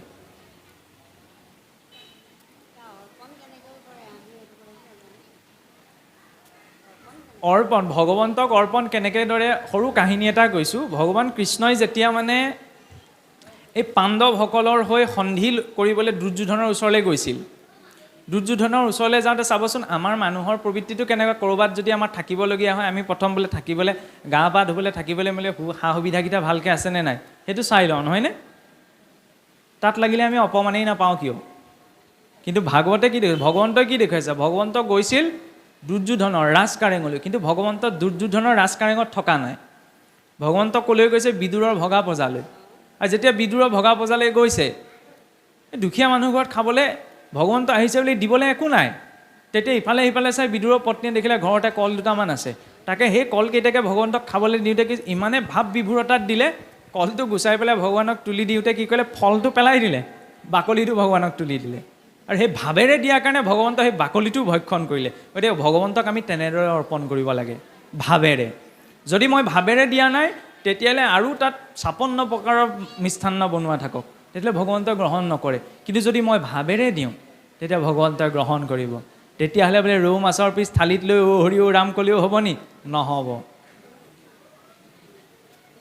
কাৰণ ভগৱন্তত কোনখিনি বস্তু অৰ্পণ হয়? পত্ৰম পুষ্পম ফলম তয়ম য়মে ভক্ত প্ৰয়চ্ছতি।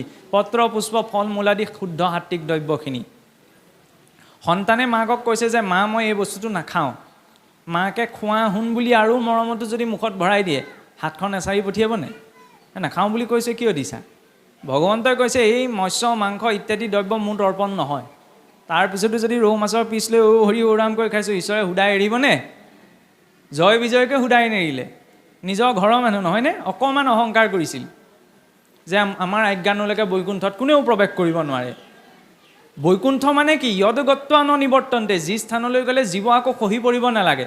কিন্তু ঈশ্বৰে সেই নিয়মকো ভংগ কৰি দিছে যে মোৰ ঘৰৰ মানুহ হৈ তোমালোকে কিয় অপৰাধ আচৰণ কৰিলে, গতিকে তোমালোকো তললৈ যাব লাগিব। জয় বিজয়ৰ লগতে যেতিয়া ঘটিত হৈছে, আপোনাৰ মোৰ লগত কি ঘটিত নহ'ব? সেইকাৰণে এতিয়াও মহাপুৰুষ ক্ষেত্ৰতে সেইকাৰণে কৈছে যে বৃদ্ধ বয়সলৈকে যদি মৎস্য মাংসৰ লোভটো মই এৰিব পৰা নাই, দশনবিহীন কুত্তা। কম ডাঙৰ কথা নে? কম ডাঙৰ গালি দিছেনে এই চাত আমাক? দাঁত নাইকিয়া কুকুৰ বুলি। কাৰণ মোৰ নিজৰ পৰিয়ালটো সুখ শান্তি মই আশা কৰিছোঁ ঠিকেই, কিন্তু আনৰ পৰিয়াল এটা যদি মই ধ্বংস কৰি আছোঁ, তেতিয়াহ'লে ঈশ্বৰৰ ওচৰত মই নিজৰ পৰিয়ালটো সুখ শান্তি আশা কৰিব পাৰোঁ জানো? নোৱাৰোঁ নহয়। সেইকাৰণে ঈশ্বৰত শুদ্ধ সাত্বিক দ্ৰব্যখিনিহে অৰ্পণ হ'ব। মৎস্য মাংস এইবিলাক ঈশ্বৰত অৰ্পণ, এইবিলাক অসুৰৰ ভোজন। আৰু এইবিলাক অসুৰৰ ভোজন কৰি কেতিয়াও হৰিভক্তি পৰায়ণ হ'ব নোৱাৰে বা ধৰ্মৰ মাৰ্গত তেওঁ থাকিব নোৱাৰে। গোটেই কেনাটো আমাৰ ইয়াতেইটো লাগি থাকে। কাকো কোনেও বুজাই কোৱাৰ প্ৰয়োজন, ধৰ্ম কি অধৰ্ম কি বুজাই কোৱাৰ প্ৰয়োজন নাই। কিন্তু কি খাব লাগে কি খাব নালাগে, ক'লৈ যাব লাগে ক'লৈ যাব নালাগে, কি ক'ব লাগে কি ক'ব নালাগে, এইকেইটাতে আমাৰ গোটেই কেনাটো লাগি থাকে। কওঁতে হয়, কিন্তু ঘৰলৈ উভতি যোৱালৈ কৈছে যদিও কেনেকৈ নহয় সেইটো চিন্তাত নহয়। ভাবি চাওকচোন, সেই জীৱকেইটাৰোতো জীয়াই থকা অধিকাৰ আছে। আমি যেতিয়া গছৰ চিঙা পাত দেখিলে যোৰা লগাব নোৱাৰোঁ, তেতিয়া আন জীৱ এটাক কেনেকৈ মাৰিব পাৰোঁ? বোলে ঘৰত মৰা নাই নহয়, দোকানৰ পৰাহে কিনি আনিছোঁ। এইজনটো আৰু একো চৰা।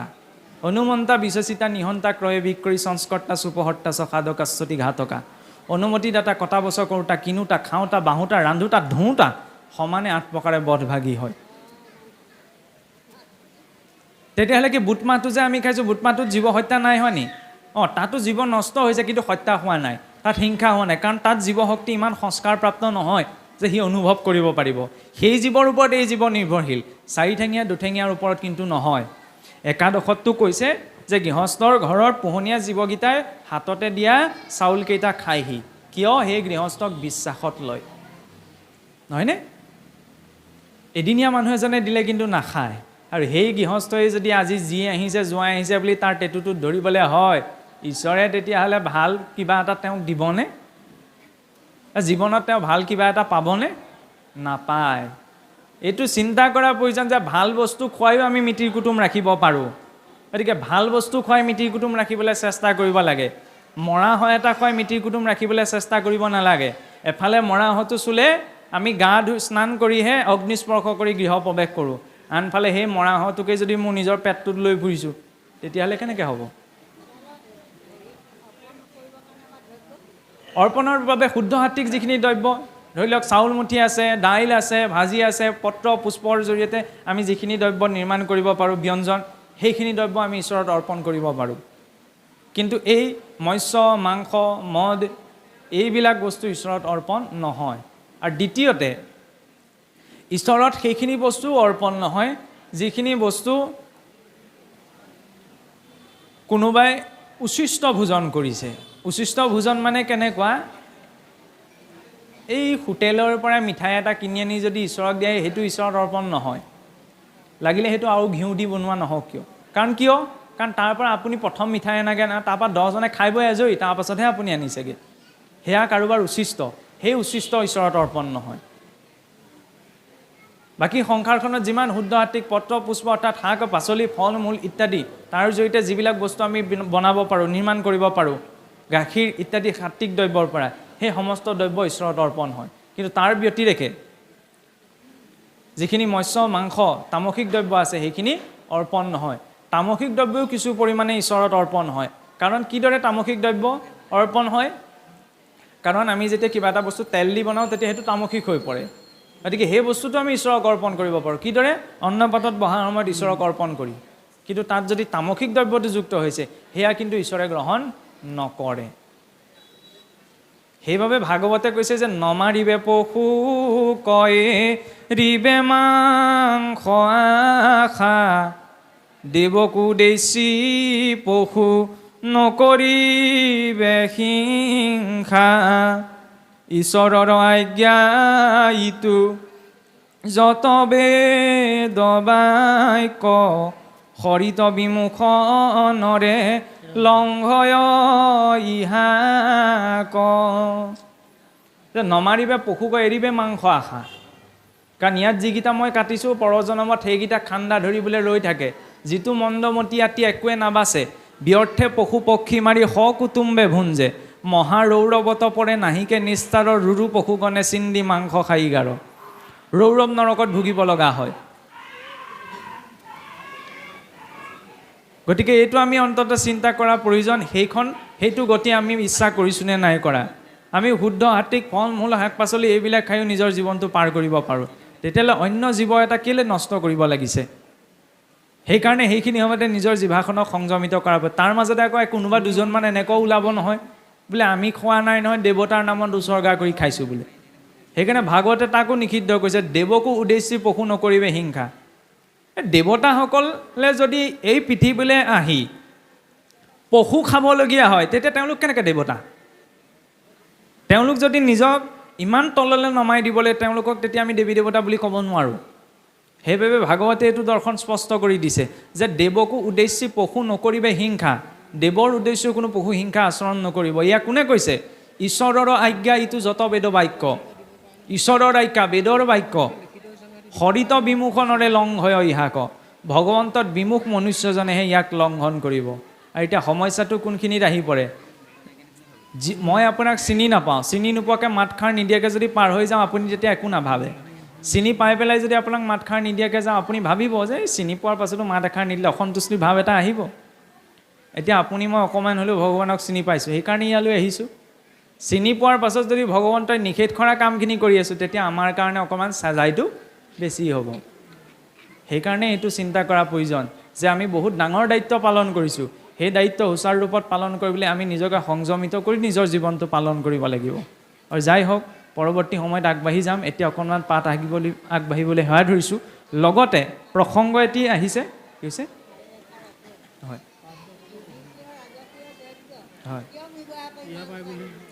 যুধিষ্ঠিৰৰ ৰাজসূয় যজ্ঞত কোনো প্ৰকাৰে মৃগয়া কৰি মাংস আনি দিয়া নাছিল। এইবিলাক আচলতে আমাৰ শাস্ত্ৰসমূহ বিকৃত কৰিবলৈ ব্ৰিটিছসকলে কিছুমান আমাৰ শাস্ত্ৰৰ সৈতে মিশ্ৰিত কৰি তথ্য সোমোৱালে।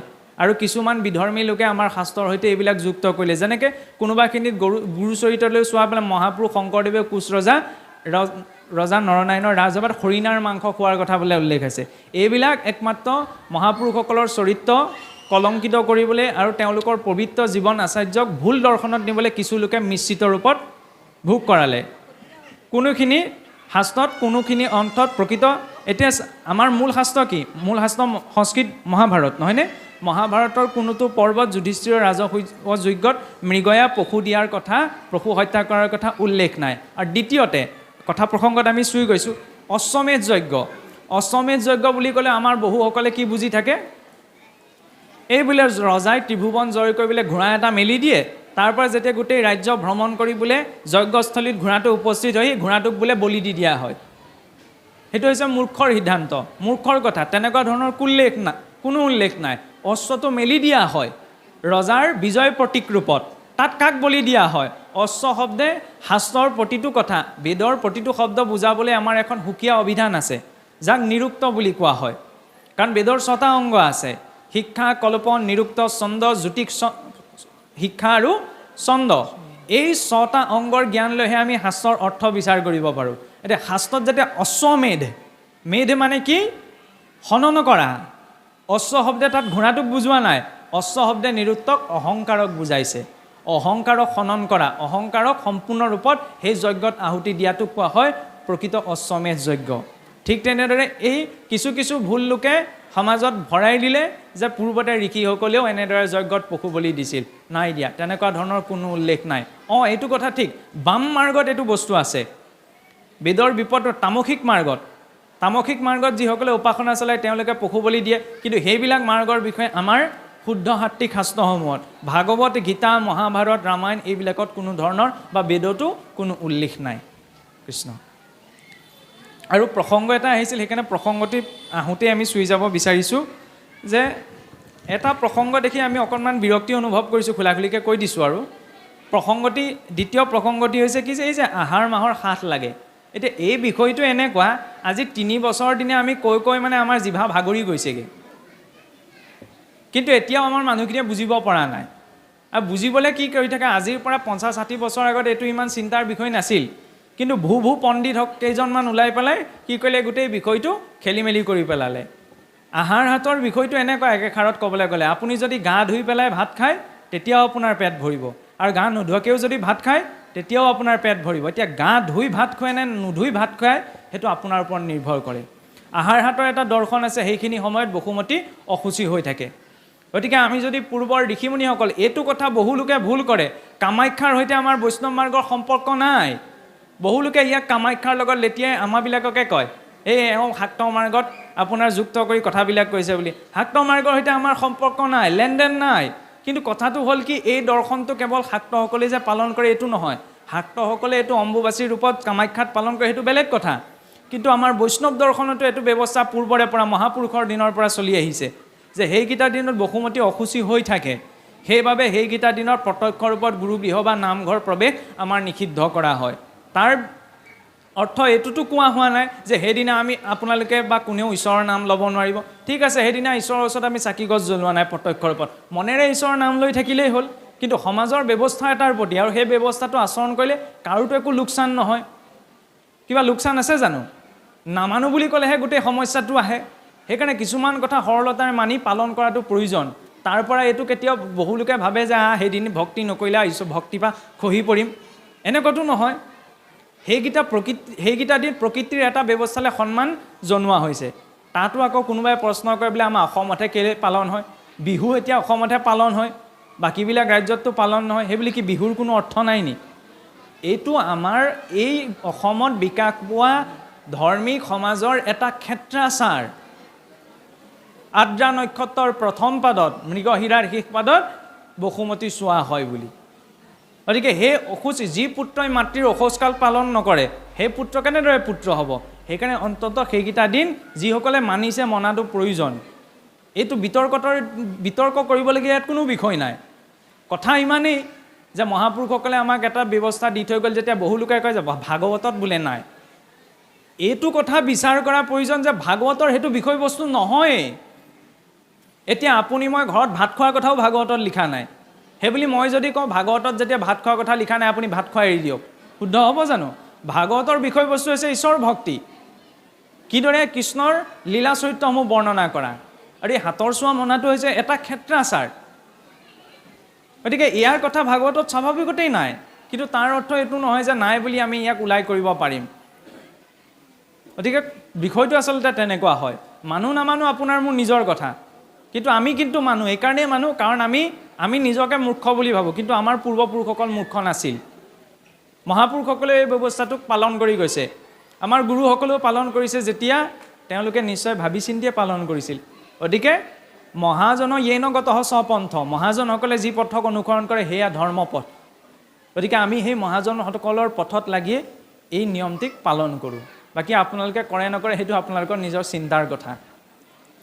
আৰু এটা প্ৰসংগ আছিল যে মৃতকৰ ঘৰৰ চোৱা, মহিলাৰ চোৱা আৰু কেঁচুৱাৰ চোৱা, এই তিনিটাৰ ভিতৰত কোনটো মানিব লগা? এতিয়া কথাটো হ'ল কি, কোনটো মানিব লগা নহয়, তিনিওটাই মানিবলগীয়া। চোৱা মানে কি, কাৰোবাক অপবিত্ৰ বুলি হিন্দেৰ বুলি ভবা হৈছে এনেকুৱা। চোৱা মানে চাপ। আপোনাৰ মোৰ এই শৰীৰটোৰ সৈতে সম্পৰ্কিত যিকেইটা শৰীৰ আছে সেই সকলো শৰীৰৰ ওপৰত একোটা চাপ থাকে। জন্মিলে কিয় চোৱা লাগে? এই চোৱাৰ ব্যৱস্থা আপুনি মই মানুহে বোলে এইবিলাক, কিছুসকলে কয় এইবিলাক বোলে বামুণ বোলে বামুণবিলাকে বনোৱা নিয়ম।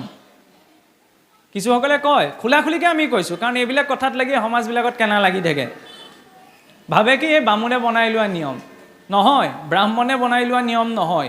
এইখিনি স্মৃতিশাস্ত্ৰত আমাৰ উল্লেখ আছে, যম স্মৃতি, বিষ্ণু স্মৃতি, আৰু সেই শ্ৰুতি স্মৃতিৰ প্ৰামাণিকতা স্বয়ং মহাপুৰুষেও গ্ৰহণ কৰিছে, যে মাধৱে বুলন্ত শ্ৰুতি স্মৃতি মোৰ আজ্ঞা জানা নিষ্ঠ কৰি।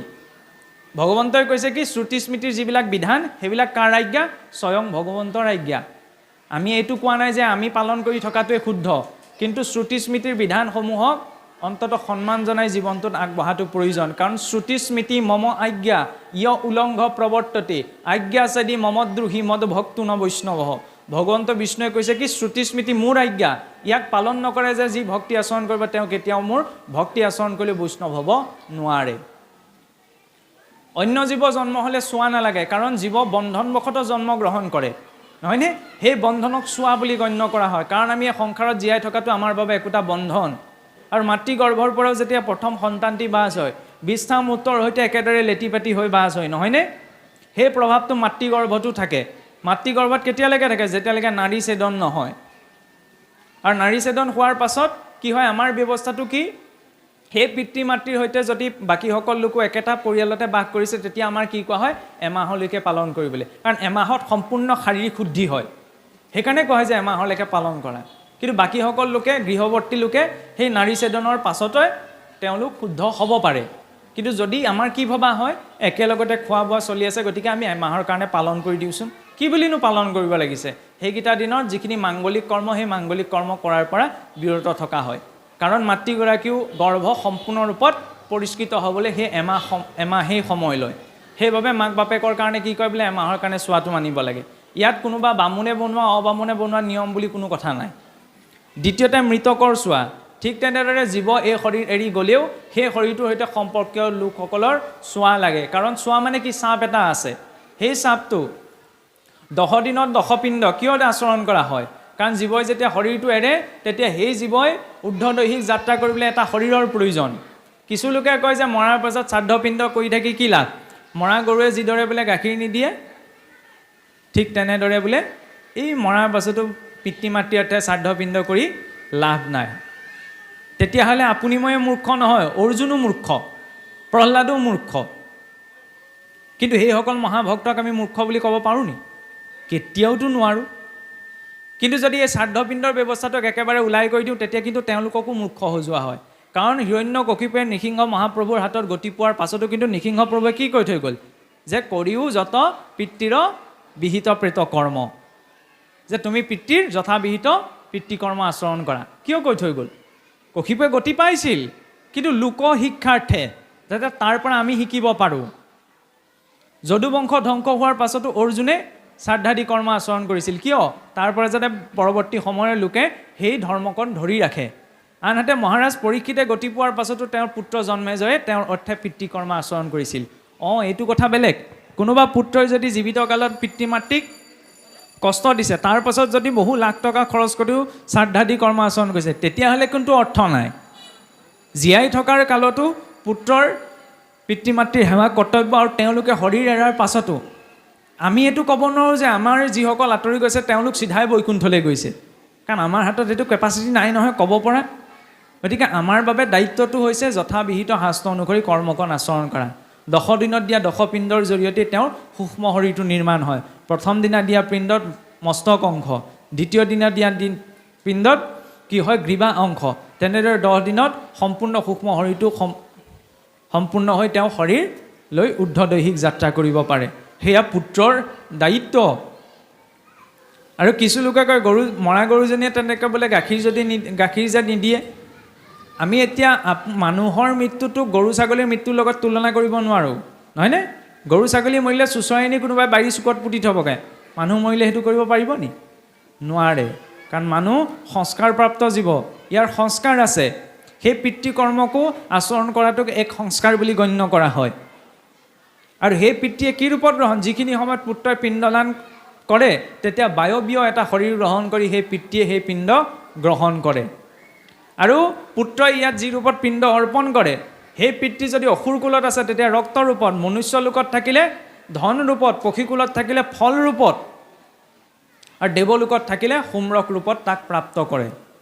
আৰু এইটোও নহয়, কোনোবা এজন পুত্ৰ যদি অপাৰক যে পিতৃকৰ্ম আচৰণ কৰিব পৰা নাই, তেতিয়া তেওঁ যদি সংকল্পটো পাঠ কৰি গাই গৰুজনীকো ঘাঁহ কেইডাল সেই পিতৃৰ তিথিৰ দিনা অৰ্পণ কৰে, তেতিয়া সেয়াও বোলে সেই শ্ৰাদ্ধাদি কৰ্ম আচৰণ কৰাৰ সমানেই হয়। তাকো কৰিব নোৱাৰিলে নিৰ্জন স্থানলৈ গৈ যদি সামান্য জল অকণমানো যদি পুত্ৰই অৰ্পণ কৰে, তেতিয়াহ'লে সেয়াও সেই পিতৃগণা প্ৰাপ্ত কৰে। এতিয়া এইখিনিতে আকৌ এটা প্ৰসংগ আহে নহয়, হৰিভক্তসকলে এইখিনি কৰাৰ প্ৰয়োজনীয়তা নাই। হয়, যিজন পৰম বিৰক্ত ভক্ত তেওঁ এইখিনি কৰ্ম আচৰণ কৰাৰ প্ৰয়োজনীয়তা নাথাকে, কিন্তু যিজন বিৰক্ত নহয় তেওঁ আকৌ শাস্ত্ৰীয় এই শ্ৰুতি স্মৃতিৰ বিধান পালন কৰিবই লাগিব। কাৰণ মহাপুৰুষ মাধৱদেৱ গুৰুজনে সেইবাবে ঘোষাত এটি কথা লিখিছে যে অবিৰক্ত ভকতৰ বেদ লংঘিবাৰ দুখ জানিবাহা ইহাক নিশ্চয়, পৰম বিৰক্ত যিটো কৃষ্ণৰ ভগত ভৈল তাৰ আৰু নাহিকে নিৰ্ণয়। যিজন বিৰক্ত হৈছে, সুখ দুখত সমান, পুত্ৰ ভাৰ্যাৰ প্ৰতি কোনো আসক্তি নাই, তেওঁ শাস্ত্ৰবিহিত কৰ্ম আচৰণ নকৰিলেও দুখ নাই। কিন্তু যিজন বিৰক্ত হ'ব পৰা নাই, তেওঁ আকৌ শাস্ত্ৰবিহিত এইখিনি নীতি নিয়ম আচৰণ কৰিব লাগিবই, আৰু আচৰণ কৰাটো প্ৰয়োজনীয়, যাতে আমি শাস্ত্ৰীয় ব্যৱস্থাৰ প্ৰতি সন্মান কৰি তাত কাম দিছে নিদিছে সেইটো আমাৰ বিচাৰ্য বিষয় নহয়। আমাৰ যিকণ দায়িত্ব সেই দায়িত্বকণ পালন কৰাটোত আমি নিজৰ গুৰুত্বতা আৰোপণ কৰিব লাগে। আৰু তৃতীয়তে যিটো প্ৰসংগ আহিছিলে যে মহিলাৰ সম্পৰ্কত, মহিলা মানে কি নিশ্চয়কৈ ৰজস্বলা ধৰ্মটোৰ কথাই কৈছে চাগে। গতিকে ৰজস্বলা হোৱা মানে কি, নাৰীগৰাকীক অপবিত্ৰ বুলি সেইখিনি সময়ত ভবা হৈছে, এনেকুৱা নহয়। কাৰণ সেইখিনি নাৰীগৰাকীৰ শৰীৰত সেই ৰজস্বলা ধৰ্ম পালন কৰাৰ সময়ত কিছুমান বৰ্জনীয় দ্ৰব্য শৰীৰৰ পৰা নিৰ্গত হৈ থাকে, স্বাভাৱিকতে সেইখিনি সময়ত শৰীৰটো অপবিত্ৰ হৈ থাকে। সেইকাৰণে কোৱা হয় যে সেইখিনি সময়ত নামঘৰলৈ সোমাব নালাগে বা পাকঘৰলৈ সোমাব নালাগে, নহয় জানো? সেইটোত এইটো কোৱা নাই যে স্ত্ৰীগৰাকীক বহুত অপবিত্ৰ বস্তু বুলি ভাৱনা কৰা হৈছে, নহয়। তাৰ বিপৰীতে পুৰুষজনেও যদি অপবিত্ৰ দ্ৰব্য গ্ৰহণ কৰে তেতিয়াহ'লে তেওঁ অপবিত্ৰ। আৰু ৰজস্বলা ধৰ্ম পালন কৰাৰ সময়ত ধৰি লওক শৰীৰৰ ওপৰত নিজৰ নিয়ন্ত্ৰণ নাথাকে, সেইকাৰণে সেইখিনি সময় পালন কৰিবলৈ কোৱা হয়। পূৰ্বতেতো আপোনাৰ অন্ততঃ 7 দিন, আগতেতো চাবলৈ গ'লে এতিয়া 11 দিন আছিল বুজিছেনে, কিন্তু 11 দিন সম্ভৱ নহয়গৈ, আৰু বয়সভেদেও এইটো তাৰতম্য ঘটে কাৰণে অন্ততঃ 7 দিন।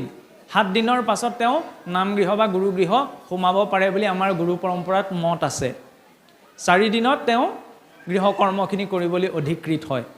গতিকে তেনেদৰে পালন কৰাটো প্ৰয়োজন, কাৰণ সকলো বস্তুৰ একোটা মৰ্যাদা আছে, মৰ্যাদাত থাকিহে সকলো কৰ্ম আচৰণ হ'ব, নহয় জানো? গতিকে এনেদৰে আমাৰ শৌচ আৰু অশৌচৰ বিধান আছে। এই শৌচ অশৌচৰ বিধান কাৰ বাবে নাই? পশুৰ বাবেহে নাই, কিন্তু আমি মনুষ্য, আমাৰ বাবে আছে, আমি তাক পালন কৰিব লাগিবই। বাৰু যাই হওক, এতিয়া এই সম্পৰ্কত যদি প্ৰশ্নকৰ্তাৰ কিবা আৰু শংকা আছে তেনেহ'লে আকৌ প্ৰকাশ কৰিব। এতিয়া অকণমান আমি পাঠ আগবাঢ়িবলৈ সেৱা ধৰা হৈছে। কৃষ্ণ।